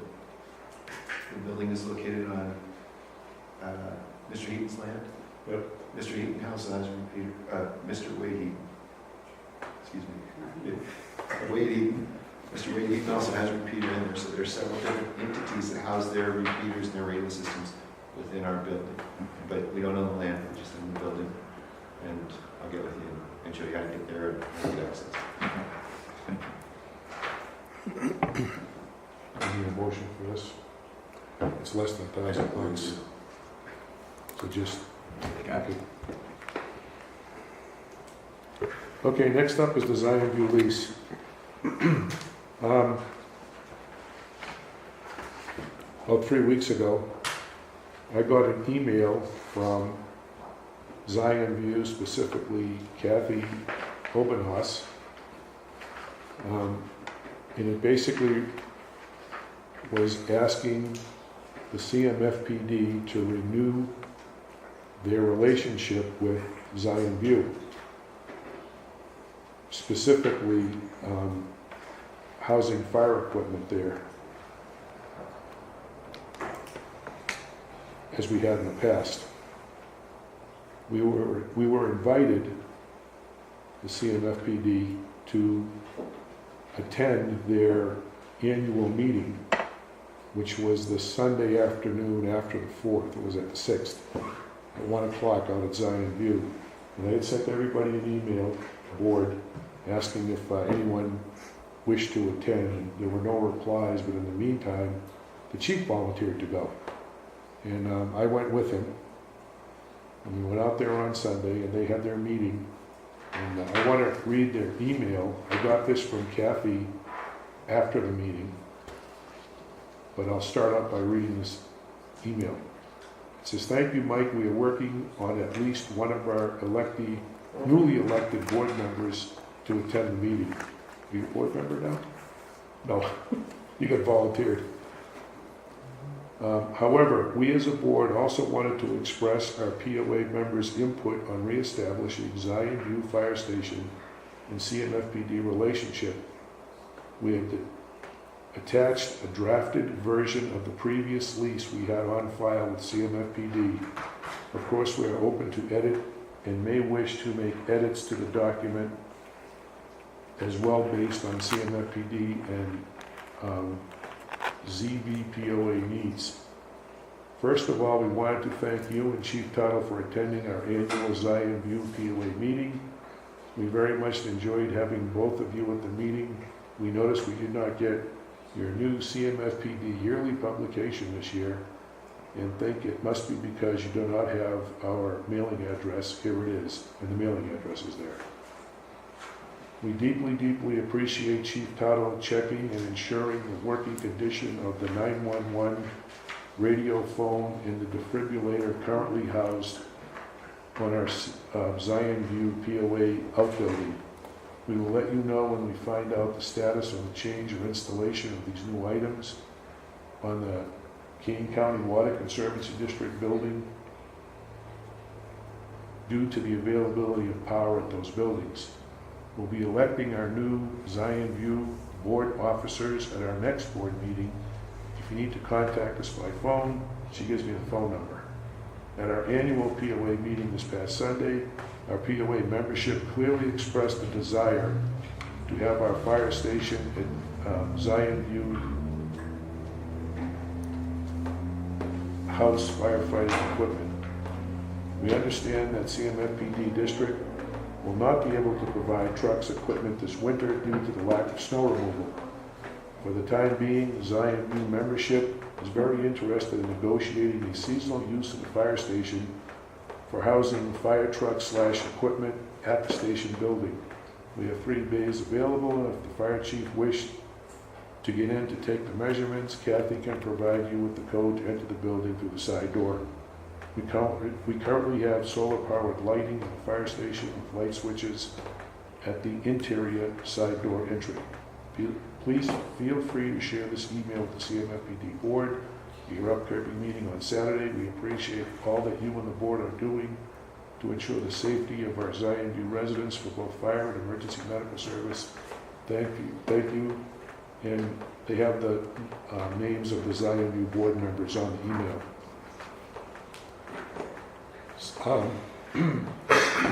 The chief was there, as I said earlier, and he looked at the building, and some of our vehicles may or may not fit in the building that we have now. In talking with Kathy after the meeting, back in the old days, they had an ISO rating of a 9 when we were putting vehicles out there, which has now gone back to a 10, which is not good. The higher number means it's worse. They do pay fire fees to the district, and they have been all this time, even though in the winter months, there's no way to get out there to fight a fire, because they don't have snow removal. That was kind of the side issue, was the snow removal. I had sent an email to Ed Robbins after the meeting, and there's a process that they need to go through to get reinstated into the district. And according to Ed, without looking at regulations, the county commissioners are involved. I knew that attract your attention. So that's on them. I just wanted to make the board aware of what happened at the meeting, and I can open up for discussion if there is any. I have a question. Did we determine if any of our vehicles will fit in there? I haven't been able to take measurements yet, and I haven't made it back out there. But there's the vehicle on the next item on the agenda is a vehicle that's it's right now in Canab, right by the fire station. If we have, that is available to us. If we take that vehicle, it'll fit in there. Because it's an F700, but it'll fit in the standard garage. That's our old engine 76. I didn't know that. Used to be green. Did it? It used to be green, it's a crew cab. Yep. It's got a good pump on it, we rebuilt it. We used it up here for a number of years, and then it went back to the state, and that's one of them that I wanted to get back this spring. It's a good engine, we just put a new transmission in it. Canab put brakes on it, so it's got new brakes on it. Yeah. Apparently it needs, the carburetor needs to be rebuilt. I have a volunteer that... I think the carburetor that needs to be rebuilt is on one of the other trucks down at, down in Orderville. That one had a good carburetor on it when we had it. I just know what I was told by Earl. He's the one I get my information from. He said the carburetor needs to be rebuilt. It's a Holly. But I got a volunteer that's willing to go down with me next week and check out the carburetor, possibly rebuilding it on site. I talked to Mike earlier, and he said if I could get the vehicle down here so the board could look at it. But the problem with that was that it wasn't running because of the carburetor. Okay, it was when we turned it in. There are a couple leaky valves on the pump, but they don't leak much. Okay, on the fire Okay. pump. Point of order, we're getting sidetracked here. The reason why it's on here is, and there's a reason why there's a representative here from Zion View, is they're asking for us to reestablish negotiations with them to house fire apparatus, if possible, in one of their bays seasonally. which would mean we'd have to sit down again and renegotiate another lease agreement if you wanted to do that. That's the primary purpose of why it's on the agenda. We had a lease agreement with them that fell apart, and part of that lease agreement was they would keep the building. I have it here. And we, 2 years had trucks freeze up out there. The engine 78 that we had out there was a 2.5 ton military vehicle that was a head ship's pump on it.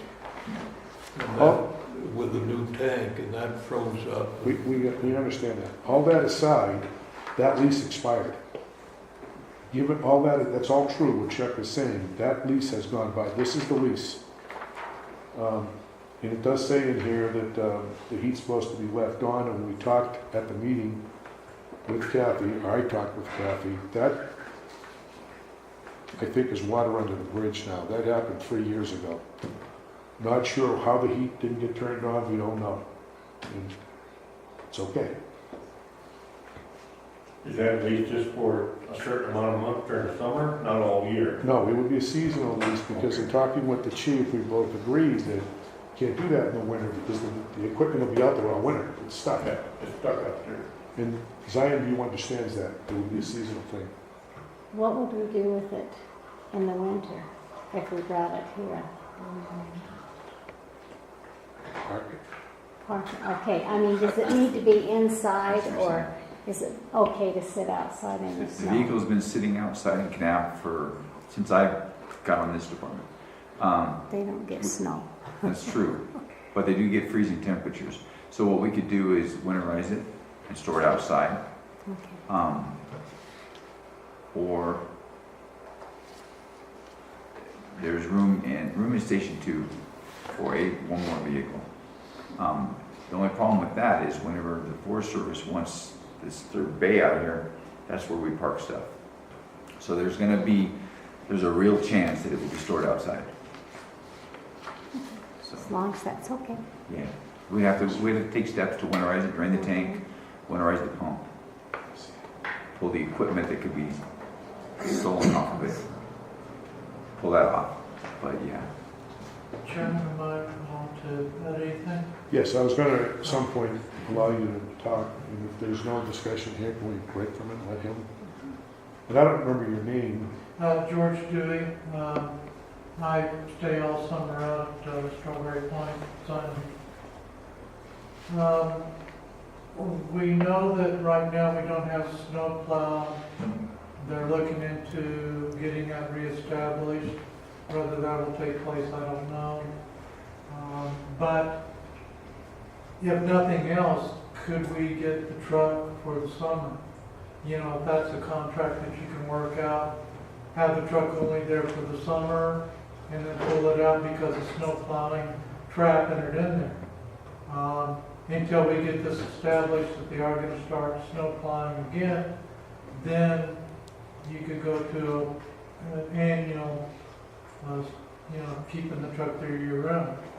That was just an idea.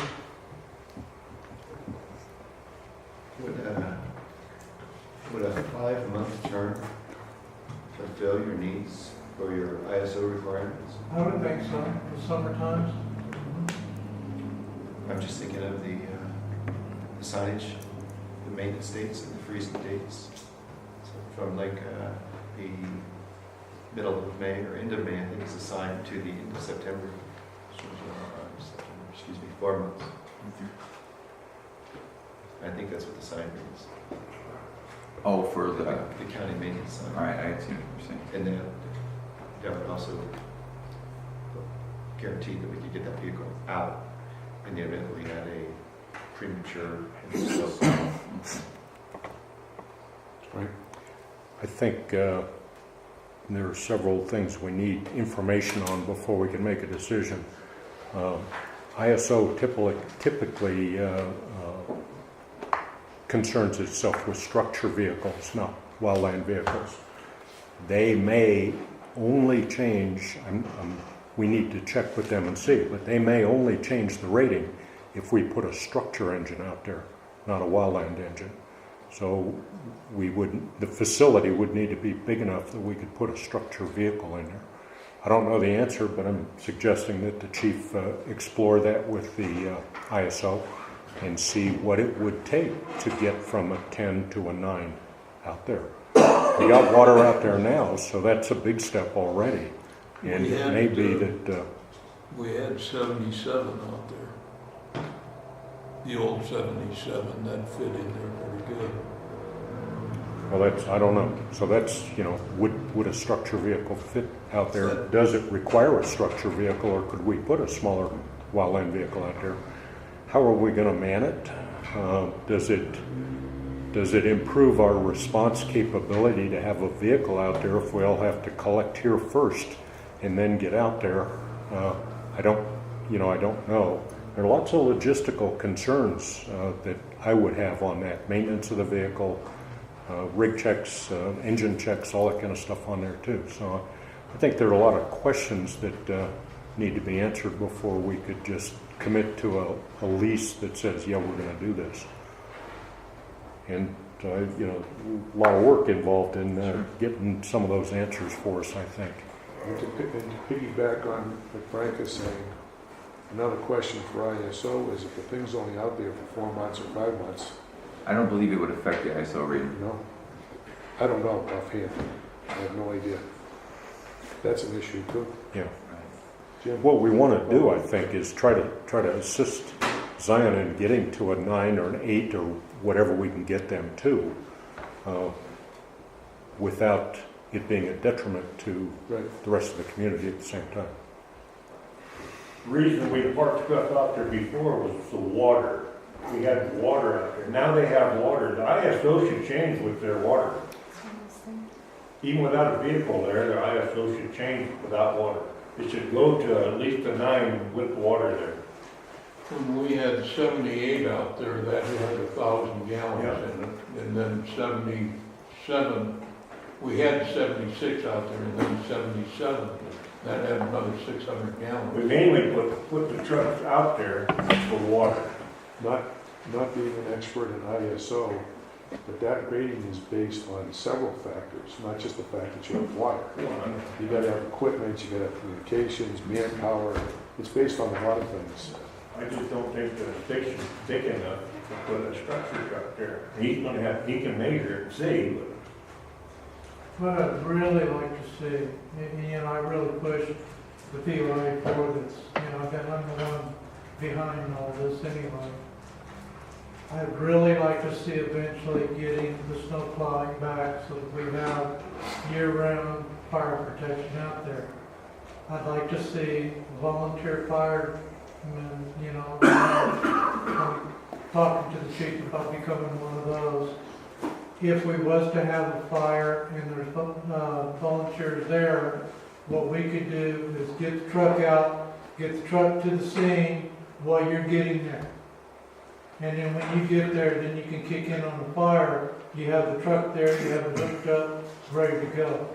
That's my dream, but, Okay, just to be clear, the snow removal is a different issue than what we're talking about. yes, I realize that. There's nothing that this board can do to get Zion View back into snow removal. Yes, I realize that. I'm just saying that, Okay, that's what I'd like to see happen. okay. If we can get the snow removal, then you could have a vehicle there year round.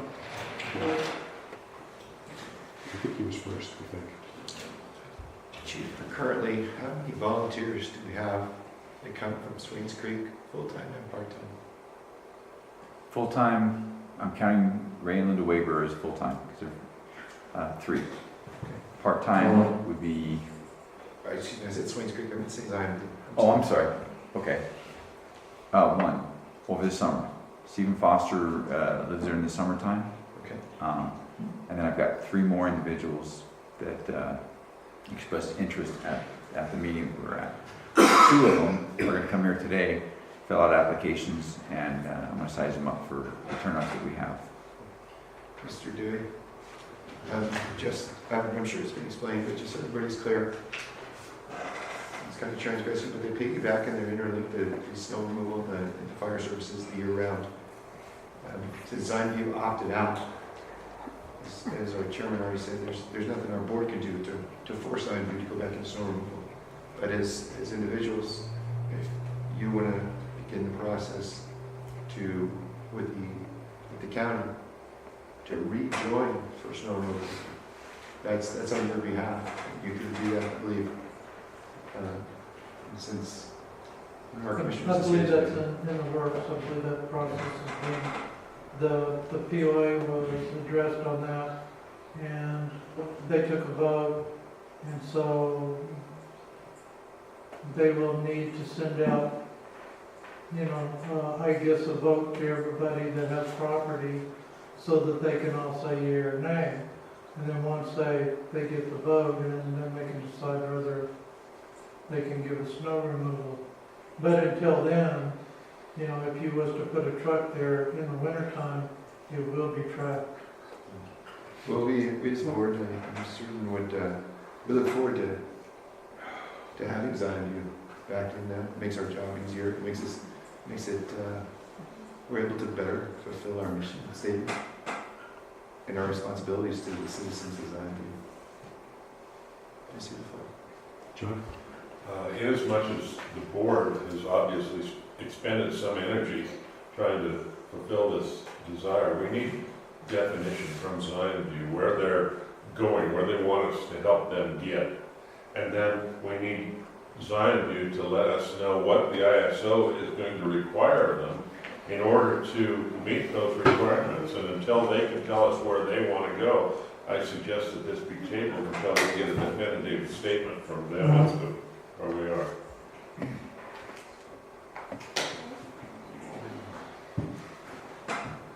I would move that we table this until such time as we get a definitive statement from Zion View as to what they require, where they're going, and where they want to be, and what we can do to help them if we can help them get there. If I may, we've already gotten information from them as to where they want to go. We don't know about the. We don't know what the ISO is going to require. No, but they want a fire, they want to lease us the fire station, they want a piece of equipment out there. I understand that, but is it sufficient to meet their needs as their ISO requirements? This appears to me to be an insurance situation, and along with the protection situation. So we need to know what they want and what they need before we go any further.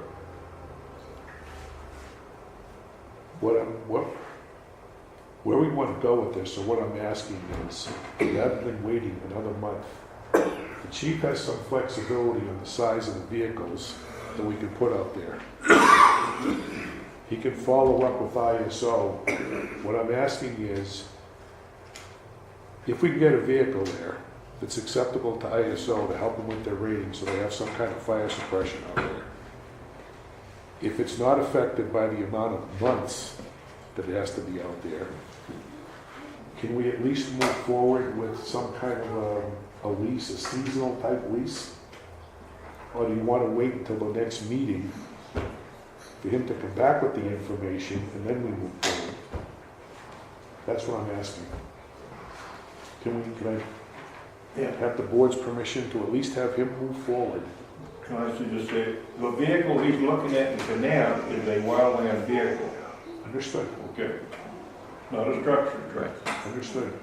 There's also the issue of what Frank said earlier. We're not going to weaken the assets here, and I don't think the chief wants to, by taking one of the vehicles that we have that's serviceable, that can respond to the rest of the district, to put it out there, so that somebody has to run out there to get it, to bring it back up here. But we're asking for flexibility here instead of, it sounds like you want to wait until the next month to get all these answers for us before moving on. Is that what I'm hearing or not? No, we should allow the chief to have the flexibility to have his day-to-day operation and proceed as he sees fit. And we'll make the decision based on his need. So if he finds out the answers to these questions, is there some flexibility to at least talk with these folks about some kind of a seasonal lease? Because by the time it gets done, the season's going to be over anyway. I mean, you can see that now. we're already into July. And if we were gonna seasonally place something there from May 31st to September 30th, We're half done already. yeah, that's what I'm trying to say. Yeah. Can I proceed as the chairman with this? Not sign anything until it comes back to the board, but at least have an open communication. Mr. Chairman, I just would like to just ask a question. Is the perception as I view that you're gonna be able to save the structure? Because, correct me if I'm wrong, we have an exponential fire growth rate. And I don't know exactly what the response time would be from here design view, but I would wager that we would get out there in time to. I don't think that would you be able to get there in time to do what? My goal is to have an immediate force right there for a quick attack while we augment with our 50 personnel from this station. That would be key. That's what I want. And I'm not thinking about saving a structure. I'm thinking more of limiting it to one structure. Yeah. And perhaps from the forest. We've got a volunteer fire department now, and over the period of my lifetime, we probably had a half a dozen homes. We've never saved a home, and the fire department's 3 blocks away from the furthest home. So by the time you assemble a volunteer. Getting the crews together and getting there and making an effective force is with the time delay is. We cost the customer a lot of money on occasion because we saved the house from being burned up. And they had to demolish it. It cost another $50 to demolish the house. So my instructions were, if mine catches on fire, let it burn. Okay, get the people out, let the house burn, and then we'll deal with it. But it's not. I guess what I'm saying is I really question the viability of thinking that you're going to save a structure. Now, the realistic goal is more of limiting it to one piece of property or one structure. Okay. So we can keep it from spreading. Getting a handling on it while it's small, because it will grow.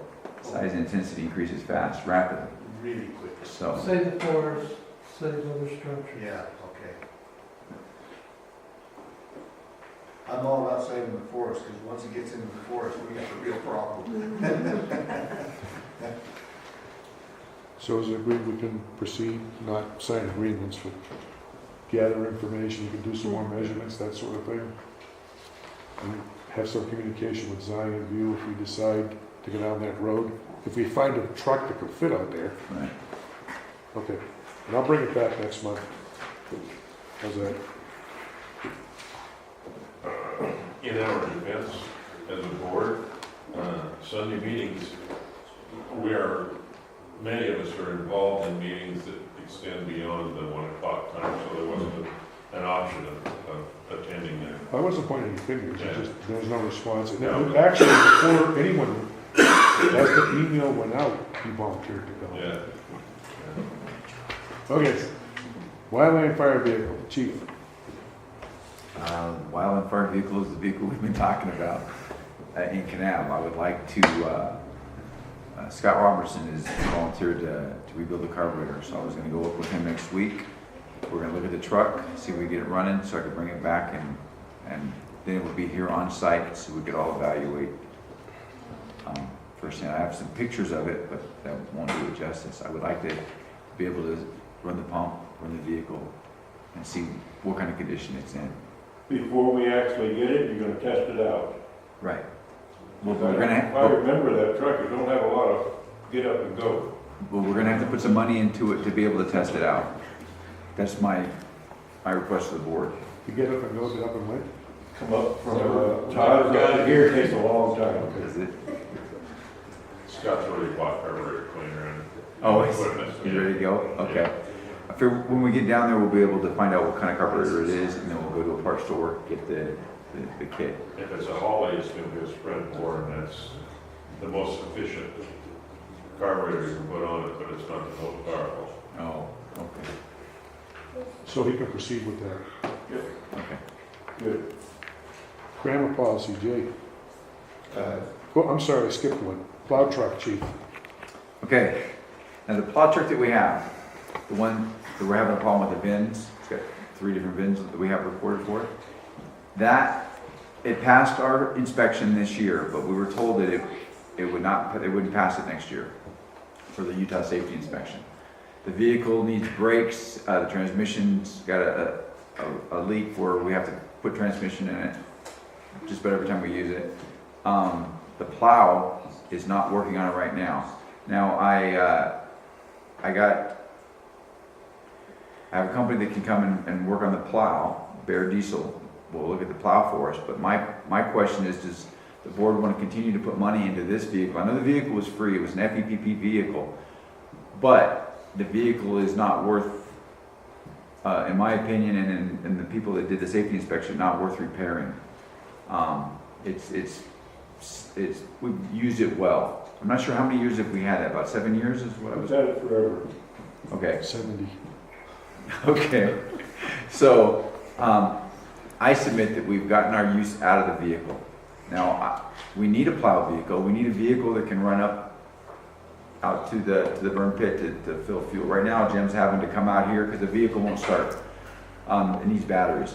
So he's having to fill up gas cans and go out there and fill up the loader that way.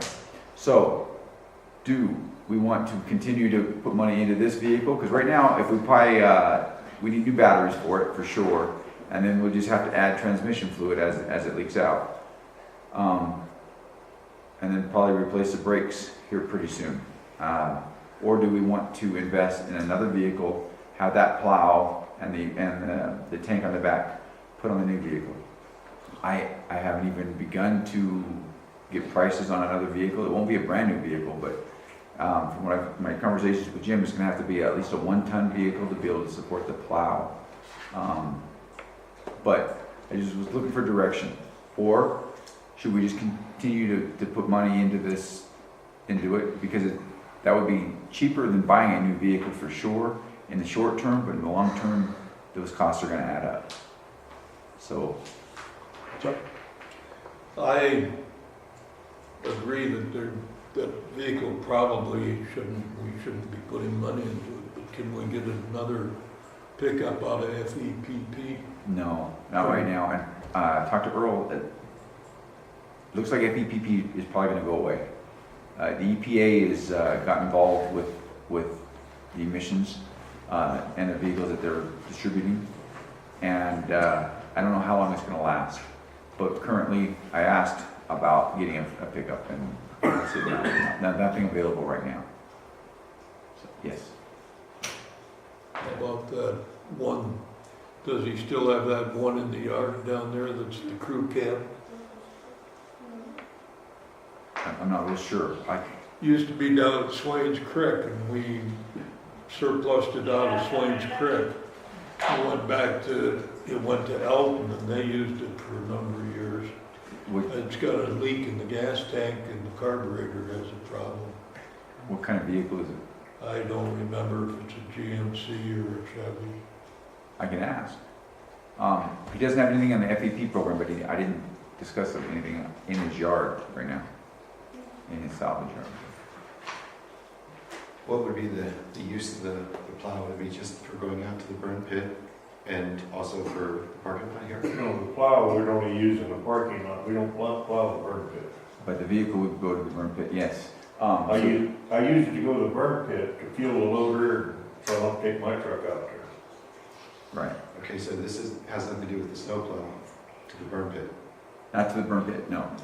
But the same vehicle that goes to the burn pit will have a plow on it for use here in the wintertime to plow our driveways. Right now, we're using the loader itself. I've been using my Bobcat, blower to plow the parking lot in the winter. Okay. Could we think of a combination of existing equipment for the parking lot? I don't know if your truck still has the attachments, but could we look into utilizing a plow on your truck for this parking lot? I was told that the vehicle that I drive has had the frame repaired twice. We had a plow on his truck once before and it broke the It frame broke the twice. frame. You can't support the plow. Right. That's what I was told. That's why we need at least a 1-ton vehicle for. Your vehicle's not a 1-ton? No, It's a it's three-quarters. a 3/4 ton.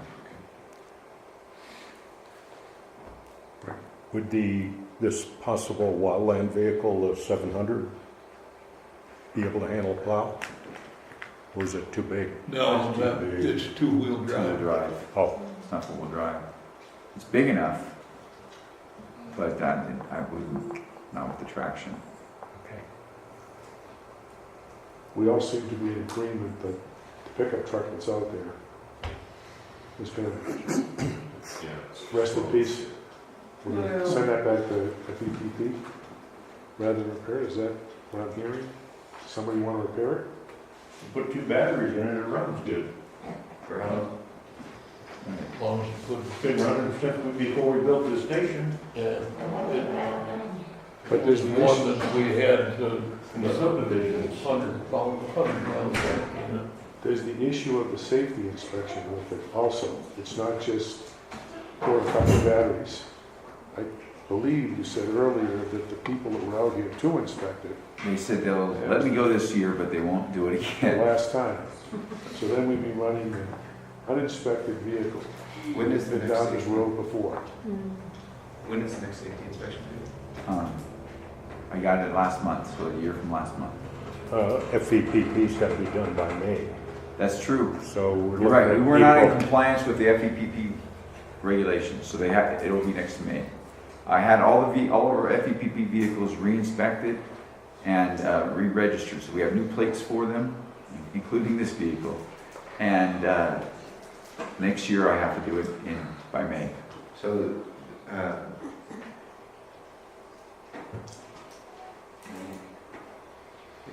the general consensus is that at least in May, we're gonna return this vehicle. Is that what I understood, or? I got you.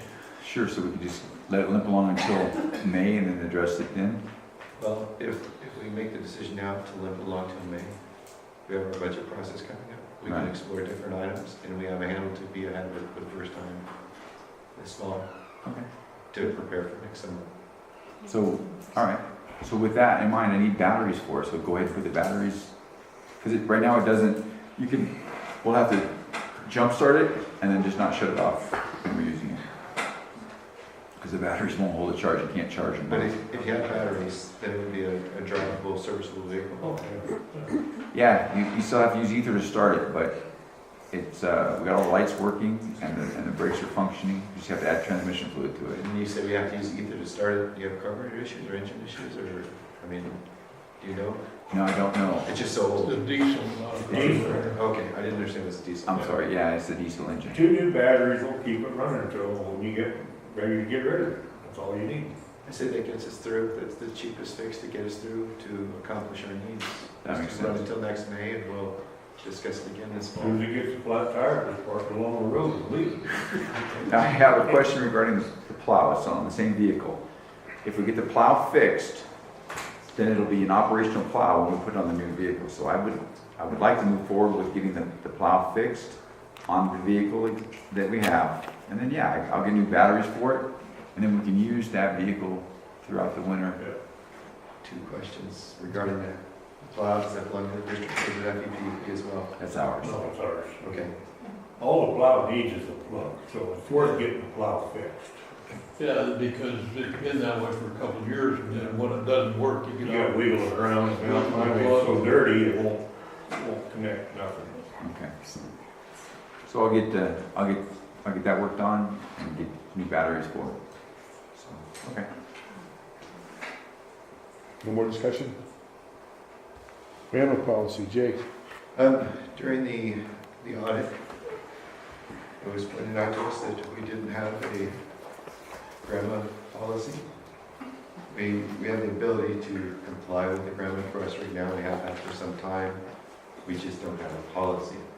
So in the process of writing the policy, the printed material that we received from the State Records Office differs from the material they have online. I have requested right now for clarification on it. Is it online more current than they're printed, or vice versa? So they can move forward with establishing a policy that's in compliance with the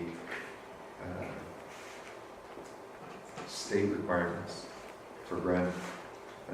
So I'll be by July, August. By August, I'll have an answer. We'll have within the next week, she said she'd get back to me, so she'd do 10 days. So within the next week, you should expect a gravel policy in your inbox to review for the next August meeting.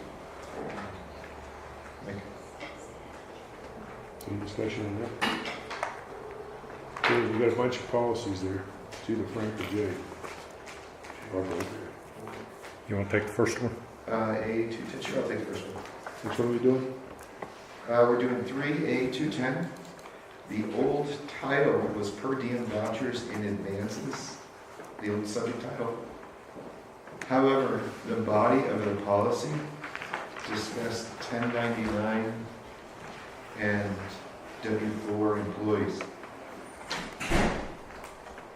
So at the top of the screen there, you can see if it's in yellow, we're going to delete it. If it's in green, we're going to add it. We're going to make the subject line match the body of the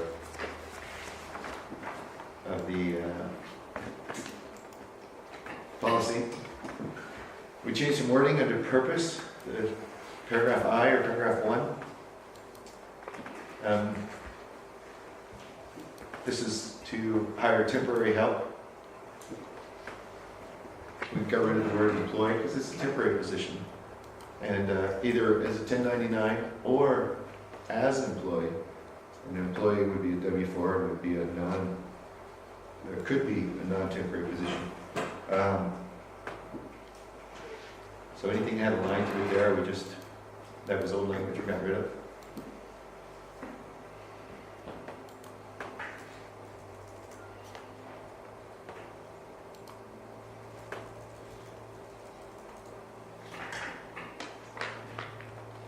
And after 1099, we missed there you go.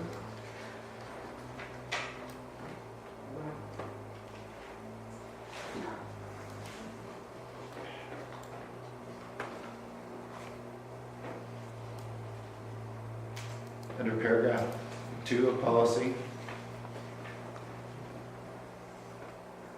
we added it's our intent to offer work either as an independent contractor or as W4 employee. Independent contractor is synonymous with 1099, employee being synonymous with W4. The old language said consideration will be given to the extent of the work to be accomplished and which methods benefit the CMFPD. The language is ambiguous at best. It actually leads to say that it implies that the district would determine based on our financial needs regarding employees and taxes which direction we would take. We're going to go ahead and delete that because it's not a proper way to approach it, and it probably gets into the gray area of legalities. And we're going to say consideration will be given as to the scope of the work to be accomplished and determination of which classification shall be used.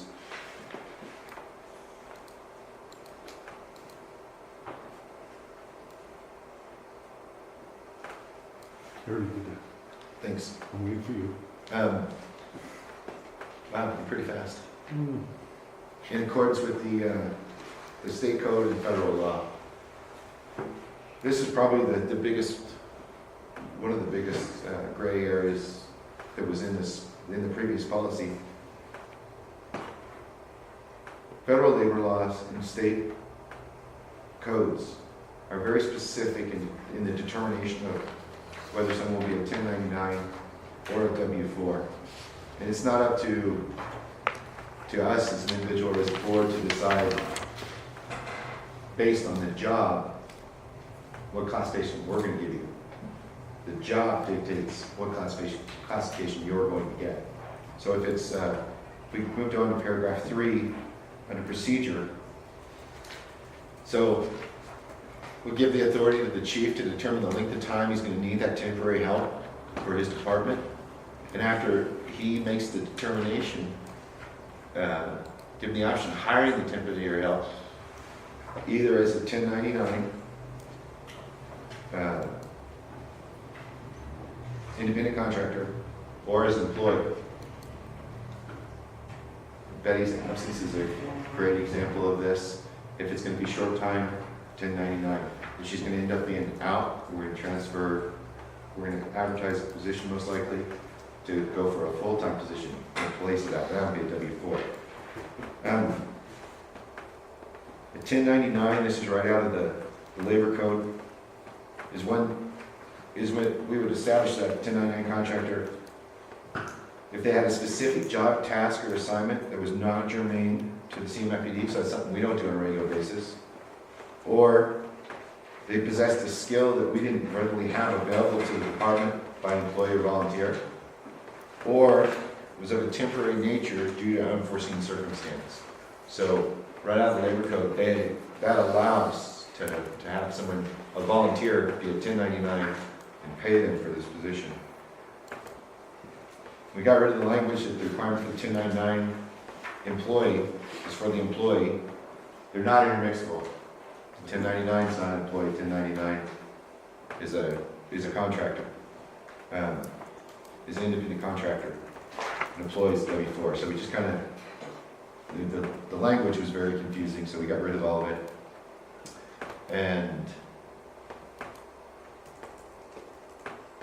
cleaned up the language so that 1099 would refer to an independent contractor, W-4 would refer to an employee. And then we added the paragraph number 4 of responsibilities. I got ahead of you, sorry.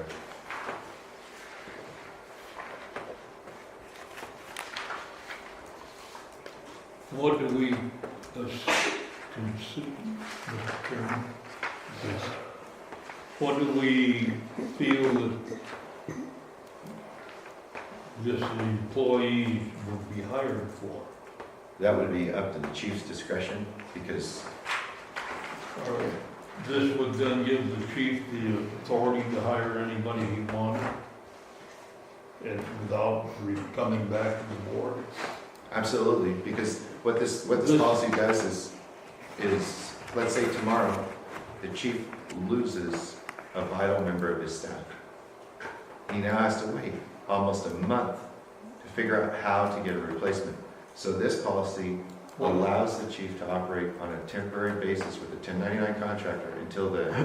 What staff does the chief have? No, she works for the board.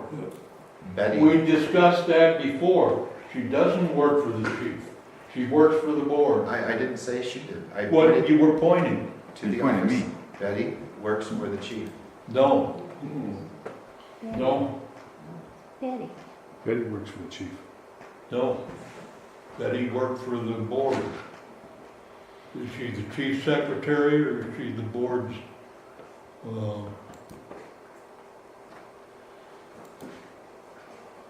Betty reports to the chief. Cheryl reports to Mike.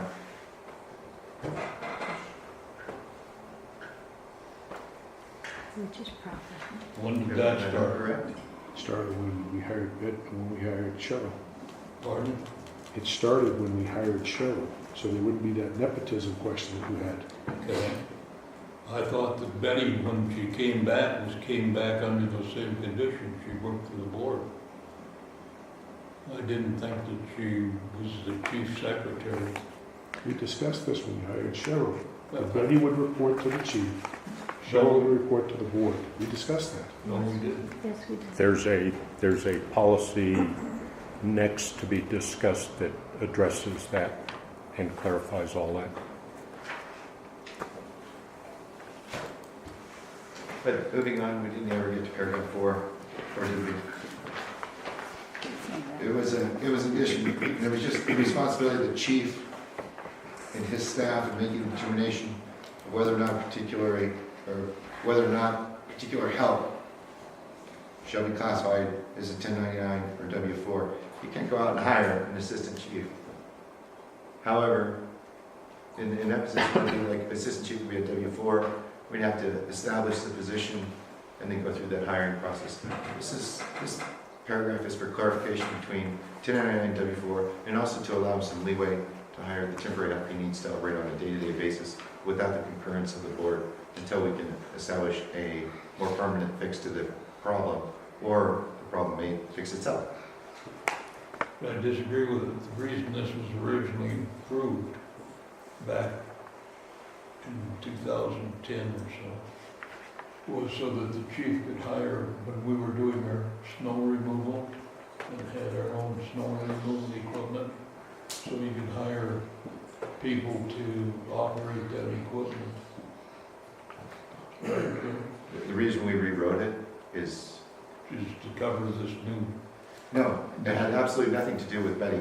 We couldn't foresee that Betty was going to, Then this why occurrence didn't was we gonna happen. take that administration position up before you asked it to be held till after this, because this affected it, now you're saying it doesn't affect it. No, I did not say that, Chuck. Okay. The sequence of events was a month ago, actually more than a month ago, 3A210 was on the last agenda. We didn't discuss it because it needed further revisions because of the language that was interchangeable and improper and not definitive. So we continued, the committee continued to work on it. We made all these changes. These changes have been in place on this draft, I believe, for over 2 weeks. Is that correct? When did I email this to you? Was it about 2 weeks ago? Was it farther than that? I don't recall. So these changes have been in place. We couldn't foresee that Way Betty was going to before get Betty. injured. It just so happens that her injury falls directly in line. So when Mike began to speak about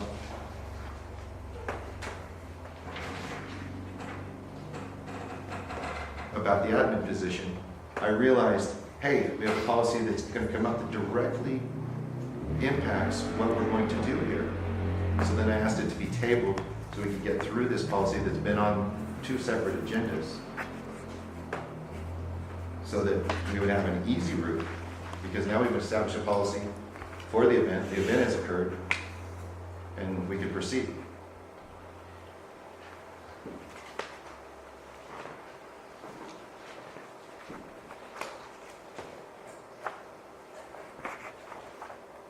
Do you have no comments?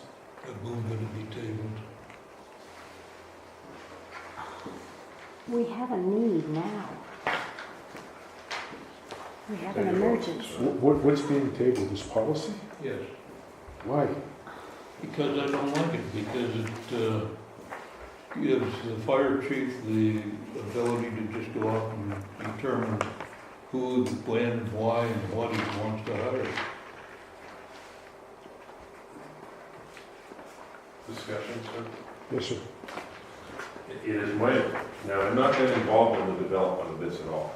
It appears to me that this particular piece of documentation brings us in line with federal and state requirements, period. Doesn't give the chief anything at all. So my request is that we decide whether or not we want to vote on tabling the motion, and then we will move forward. I have further discussion. Yes. John, you done? I am, I would, Okay. I didn't want him to talk. If you no, was to talk. no, this is just, Go ahead, Jay. I emailed this out approximately 2 weeks ago. The only response I got was from the Secretary's office and from Frank on recommended changes. And if you had concerns or you had changes, obviously you couldn't foresee that Betty would injure herself, but if you had concerns or changes, I would like to know, why didn't you email me back? Why didn't you, did you not get the email? Did you not see it? Why didn't you put your input, as everybody else did, in the establishment of this policy? It's very frustrating to put so much work and time into it, to come to a meeting, to have you disagree with it, when for a month you have the opportunity to add to it, or to take away, or to explain your position on how we should do it or why we should do it. These things should be done in open meetings. it just. We can certainly discuss how to do it outside of an open meeting. The approval of what we will do will occur in an open meeting. When I ran for the board, I said that we would have open meetings, that we would discuss the business of the fire district at those meetings. Okay, I so don't like the idea of emailing back and forth private conversations. all those emails are public record. They can be grandma requested. It's very open.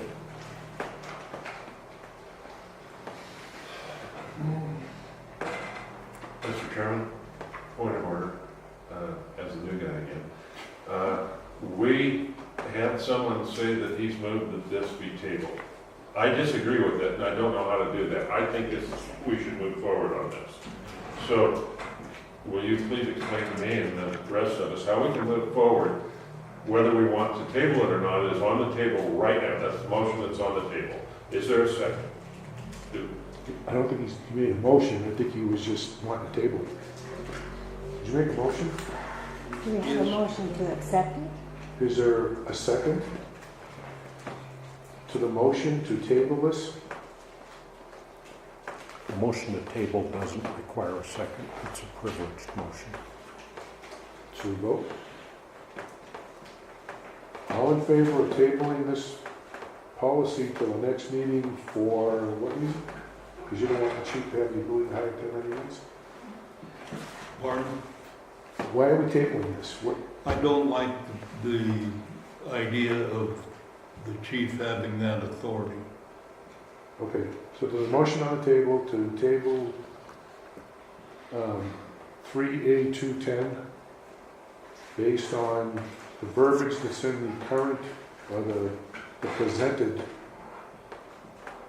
policy of giving the chief the authority to temporarily hire 1099/W4s. That's your motion? Correct. All in favor, say aye. Aye. Aye. All opposed? Nay. Nay. Hold the board. John, Nay. Jim, Aye. Jay, Nay. Chuck, Aye. Mike, Nay. Sharon, Nay. Frank, Nay. So the motion doesn't carry. Mr. Chairman, I propose that I move that we accept it as it is. The changes have been suggested by Jay, and move to that. There's a motion on the table to accept policy number 3A210 with the changes presented to the public viewing, presented by Jay. I'll second the motion. Motion's been seconded. All in favor, say aye. Aye. Opposed? Nay. Hold the board. John, Aye. Jim, Nay. Jay, Aye. Chuck, Nay. Mike, Aye. Sharon, Aye. Frank. Aye. So policy 3A210 passes 5-2. Is that Yes. 5-2?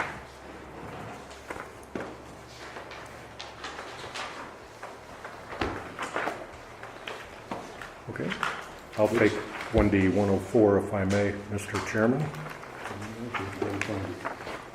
Which one, Frank? 2D104? 2D104. Okay, policy 2D104 is just the current membership of the governing board.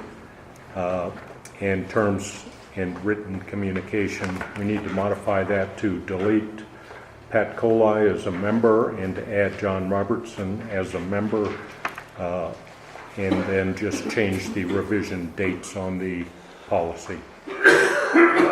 That's the only change to it. And I move that we so change it and approve it. Any discussion? Second. No discussion? No. Second. Okay, there's a motion on the table. You make a motion, I think.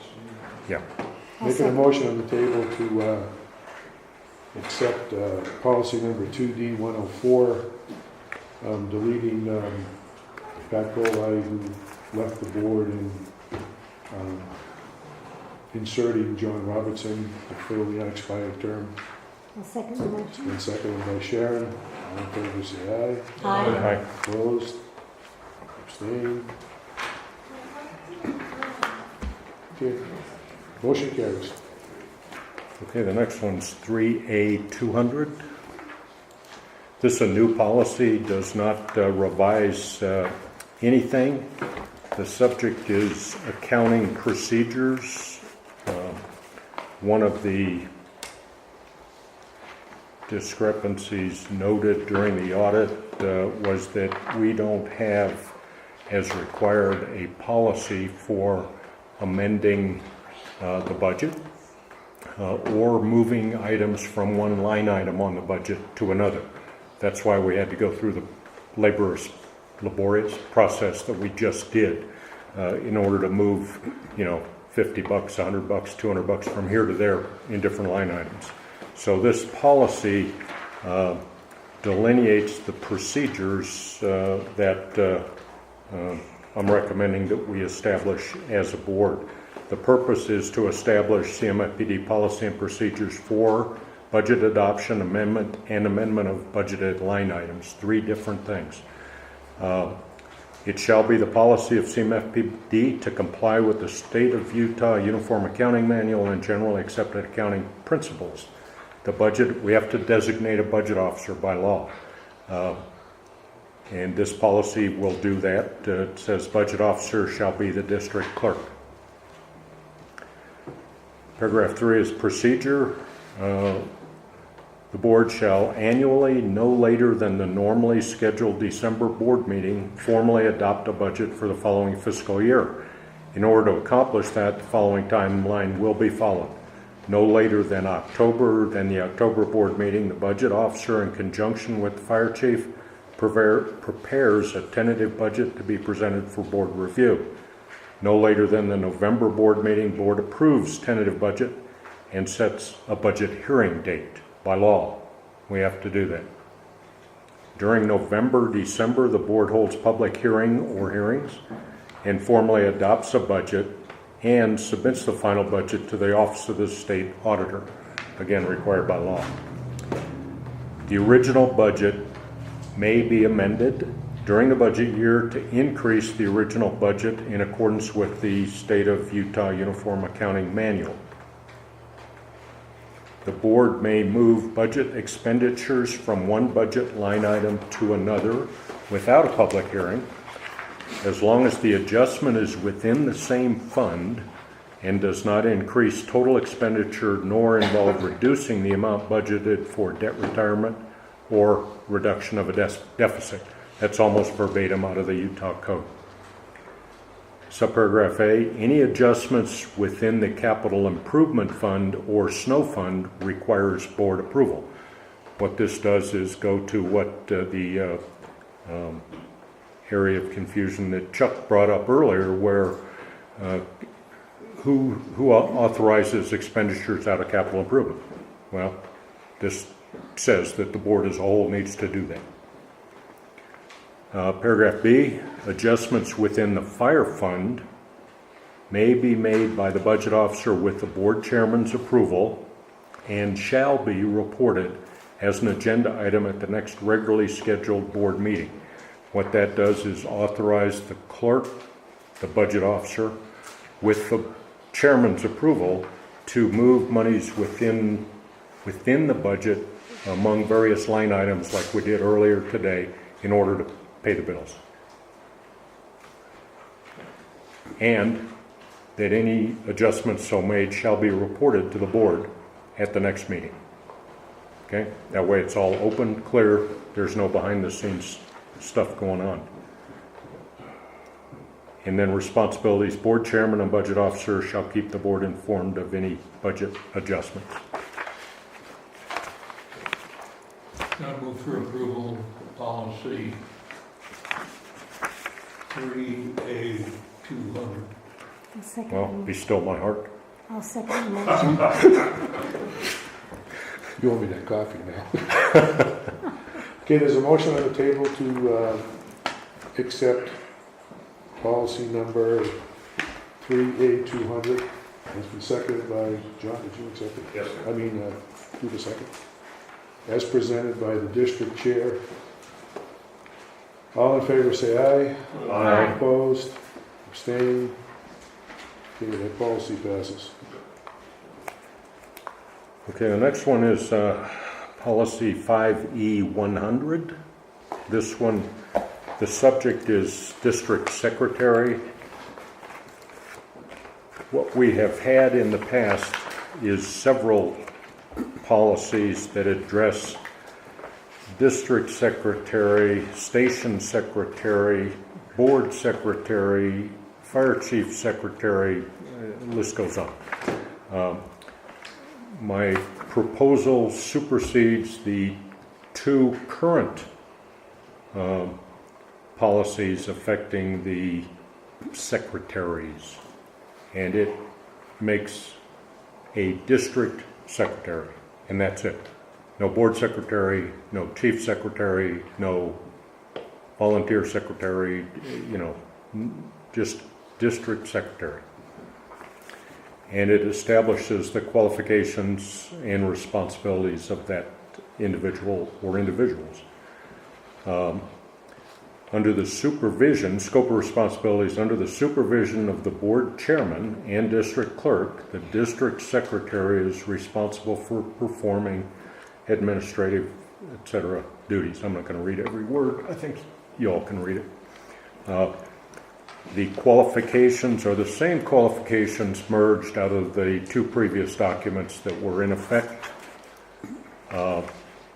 Minor wordsmithing on those to just because that's the way I write. Performance of duties under procedure, again, is compiling the previous performances and just wordsmithing that a little bit. These all went out to the board incidentally a week ago, so you've all had an opportunity to take a look at it, I hope.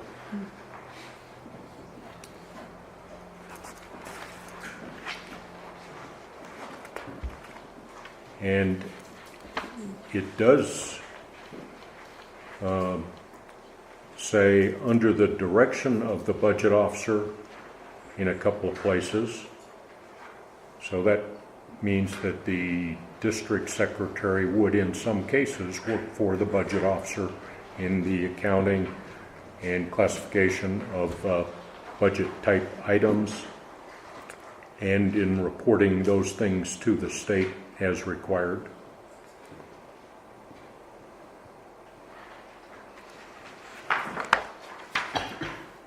And then it concludes that this is a part-time non-exempt position and the schedule may vary as necessary and is approved by the district clerk or board chairman. So it's basically a joining of several other documents just to make it clear. And since we have two secretaries, who they actually work for, and it says they work for both of them, the position, and whoever's in it works for the board chairman. And the clerk. As on a day-to-day, yeah. Board chairman and district clerk. Under scope of responsibility. Yeah. That way the board chairman doesn't have to be in here every day. Thank you, Frank. I make a motion we accept this policy BE 100 as written.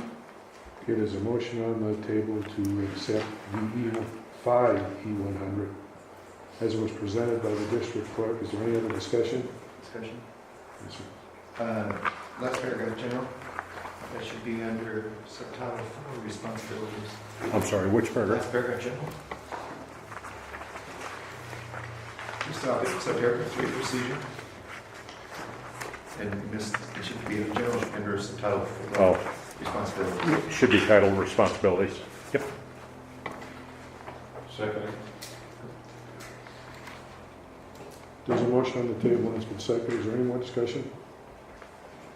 All in favor, say aye. Aye. Opposed? Abstained? Motion carries. Thank you, Mr. Chairman. Thank you, board members. Thank you. Okay, with that, we go back up to the admin position because we tabled it until we did these policies. Okay, now, my understanding is this wipes out all others, and now we only have a district secretary. Yes. Okay, not under the chief. not appointed by the chief, No, correct? right. So he doesn't, it doesn't fall under 3A210.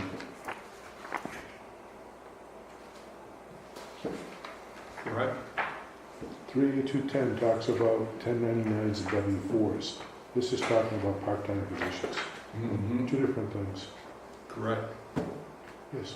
So that position that Betty is in falls under this, Yes. okay? So the discussion of holding the administrative position earlier, so until this could be passed, had basically no bearing, because this now falls back under this one we just passed, 5E 100. So now we get into the discussion, do we have to, since it's not just a temporary appointment, do we have to advertise for it? So It's a temporary appointment. it's, In an emergency. We're not releasing Betty from her duties. Okay, then that puts her under the chief again, and that's not the intent of this. The intent is that the district secretary will work for the board and for the clerk, not for the chief. I'm sorry, Chuck, I'm not following your reasoning at all. Well, Betty's position falls under this. Both positions fall under this. They're part-time positions. Correct? And then we have the other, which is emergency. We had an emergency come up. No, it's not the emergency. Is it your, let me be clear, is it your suggestion that we don't hire, if you will, a 1099 temporary position to fill the hours of Betty's job while she's not here? Is that what you're suggesting? That's correct. And this is under the direction of the chairman, and under 210, that puts it under the direction of the chief and the hiring under the chief, where that belongs under the board.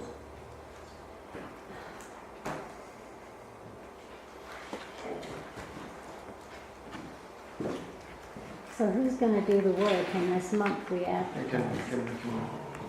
point of discussion. Yes, Jim. Under 3A210, under paragraph 3, procedure. It says the chief determines the length of time that temporary employee is needed. Because this doesn't just speak to them, this speaks to anything you might need. The second part of that is, he has the option of hiring that independent contractor. So in this case, in the first part of that paragraph, you're correct. That contractor is not someone he's going to hire. If you go to the end of that paragraph, the next one, under responsibilities, subsection 4, the determination will be made only after consulting with the chairman or the board.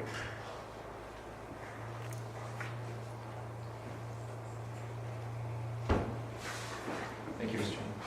Chairman. John? I believe this is a good point. I think we just agreed that the chairman and the district secretary has the ability to hire that 1099 person to take care of the needs of Betty's position while she's out ill. I think the discussion's moved. Agreed. The point of having this on the agenda is what are we paying this person while she's here? That was the point originally, not, Yeah, exactly. that's what, And I'm not familiar with the pay schedule we've used in the past, but I suggest that we commensurate with it, and that's your purview and the district clerk's purview, period. You're not hiring the 1099 people. I don't want to get involved in it. It's none of my business. I don't care. Hire somebody that can do the job for what they will accept the job for and get it done. Quickly. You're in charge. We don't need to discuss it any farther. Well, salary, I think we do. Not the idea of hiring her, Okay. the idea of what we want to pay her. How do we discuss it Okay. without getting into somebody else's pay or schedule? Well, we did when Cheryl was hired. And I Is- believe they did when Betty was hired. I wasn't here then, but I believe that was, Is there a high and low? you don't Is have. there a range? No. Well, as a, we, by policy, pay volunteers $8 an hour. So if she's on calls, okay, Yes. we could, if we wanted to, just expand, she's a volunteer, so if we said, okay, for the hours that you're in here temporarily assisting, we'll pay you $8 an hour. That way it's consistent with what we're paying volunteers anyway. It's better than her sitting here for nothing. Is that consistent with the state's minimum wage policy? Minimum wage for the state is $7.25, I think, Like that. 7 something. So we're above that. Mr. Chairman, I make a motion that based on the applicant's capabilities and the board's needs, that we establish a range between $8 and $12. And that range to be established, or the pay to be established by the director and the board clerk. District clerk. District clerk. You already got 2 District titles, I'm not giving you a clerk, third. Any business always has a range because you're gonna have a range of people that come in. Okay, there's a motion on the table Is to it pay this person a range of, in a between range between $8 and $12 $8 an and hour, $12 an hour? to be determined by, Their capabilities and the needs that they need to fulfill, the job parameters. any more discussion? Sharon?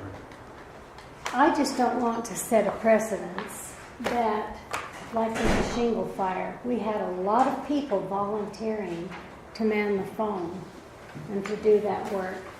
And none of them got paid a penny, but some of the volunteers reported, and then they answered the phone, unbeknownst to any of the rest of us, got paid for it, where all of these other volunteers didn't. I don't want to set a precedence This to is a where. 1099 temporary employee Okay. and temporary Help. help. Can't use Temporary 1099 help. employee in the sense 1099 temporary help, and it's not involved with someone that was the shingle fire operator. I just want to, we already have a pay schedule in place for our volunteers. Like Frank had mentioned earlier, she's one of our volunteers, so if I'm granted the authority to pull one of my volunteers up and have them fill in for a certain amount of time, I agree with Frank that we've already got it's in place. So she's an $8 an hour volunteer, because she hasn't earned any of the other certifications yet. As they earn certifications, firefighter 1, wildland firefighter 1, then their hourly rate increases. So I would submit that we pay at the volunteer rate what's already established. Which would fall within the, Okay, there's a motion on the, any more discussion? Yes. Go ahead, Chuck. Now, as a temporary employee, they have to meet the requirements of the position, correct? Yes, that's what the motion is. Yes. Meet the, yes, sir. okay. So if it's a volunteer, we've got to make sure that the volunteer meets these requirements. Right. Great. Any more discussion? There's a motion on the table, is there a second? Would you restate the motion, please, for clarity? If I can remember it. The motion that's on the table is to hire a volunteer, not hire, Establish a range, establish a range between $8 and $12 an hour for a temporary position, based on the skills and abilities, well, the knowledge, skills, And job requirement. and job requirements of the position. To be determined by, I think, by the chairman and the, I don't know if you're gonna be the district clerk or the budget clerk, whatever, Just don't call me Johnson. the DB clerk. That's the motion that's on the table. And, is there a second? Is there more discussion? Yes, discussion. Isn't the position now being paid $12.50? The person that is in the position is being paid 12.70 something, 76, something like that. I don't remember exactly. 75. I think it should be, then the bottom should be the $8 and the top the $12.70, whatever. Again, in the motion, it states, It in states a range of $12. $8 to $12 an hour, based on the knowledge, skills, and abilities of the person applying for the position. That's what the motion is. Is there a second? I'll second it. The motion's been seconded. All in favor, say aye. Aye. Opposed? Abstained? Motion carries. Going too fast. I'd move to amend that motion before the vote. It's been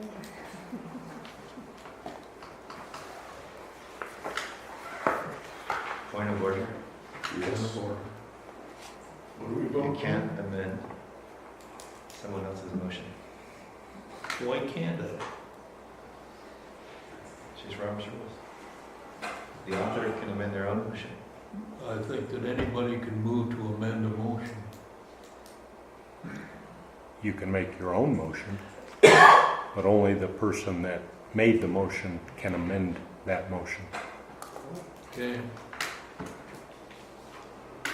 I voted no. You change the vote now? I didn't vote before, you ran too fast. Hold the board. John, Aye. What Jim, are we voting on? The motion is, and it has been seconded. The last motion right now? Yes. Yes, the one that said 3 times. Let's Jay, Aye. Chuck, No, Mike, Yes. Sharon, Aye. Frank. Aye. Yeah, the motion carries. Snow removal contract committee.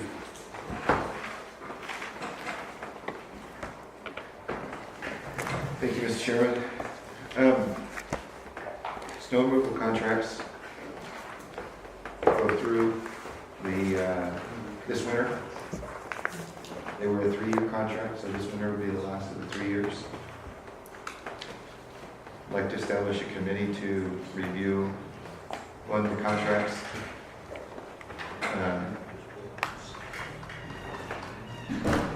how they're written, how they're administered, how they're paid, also the bid process. And I would like to volunteer for that committee. Anybody volunteer to be on the snow committee? Yes, sir. That's almost a year or so away. It's okay. There's nothing that says we can't start on it now. I don't see why you can't. So we have 2 volunteers. Any other volunteers? We got a committee of 2. John and Jay. Going once, going twice. Done. Thanks, John. Thank you, Mr. Chairman. Comments from the public? Yes, sir. Robert's rules, anyone can amend the motion. If the amendment is then voted on separately, and if the amendment passes, then you vote on the motion as amended. That everybody can amend the motion. He doesn't, and the person does not need the consent of the motion maker in order to amend. I'm really sure that's the case. thank you. So, That's my understanding. Yeah, that's what we do. So, if I wanted to amend this motion, he didn't like the amendment, but if someone would second the amendment, then the chair would call for a vote for discussion and then a vote on the motion, no, the amendment to the motion. Only the amendment. If the amendment passes, then you would call a vote on the motion as amended. Or if the motion, if the amendment fails, it would be the motion, the original motion. Yeah, that's, sorry, didn't mean to interrupt, but that's. That was only 3/4 of the thing you're up anyway. So we have to back up and redo this? No. Oh, no, I just wanted to Thank you. make it so that your process, I wanted to correct the process. Thank you. Any other comments from the public? Any reason we want to close session? No. Move for adjournment. There's a motion on the table to adjourn the meeting. I second that. There's a second. All in favor, say aye. Aye. Opposed? Abstained? It is 13:05 hours on July 12, 2014. The Cedar Mountain Fire Protection District Board of Trustees monthly meeting is now adjourned.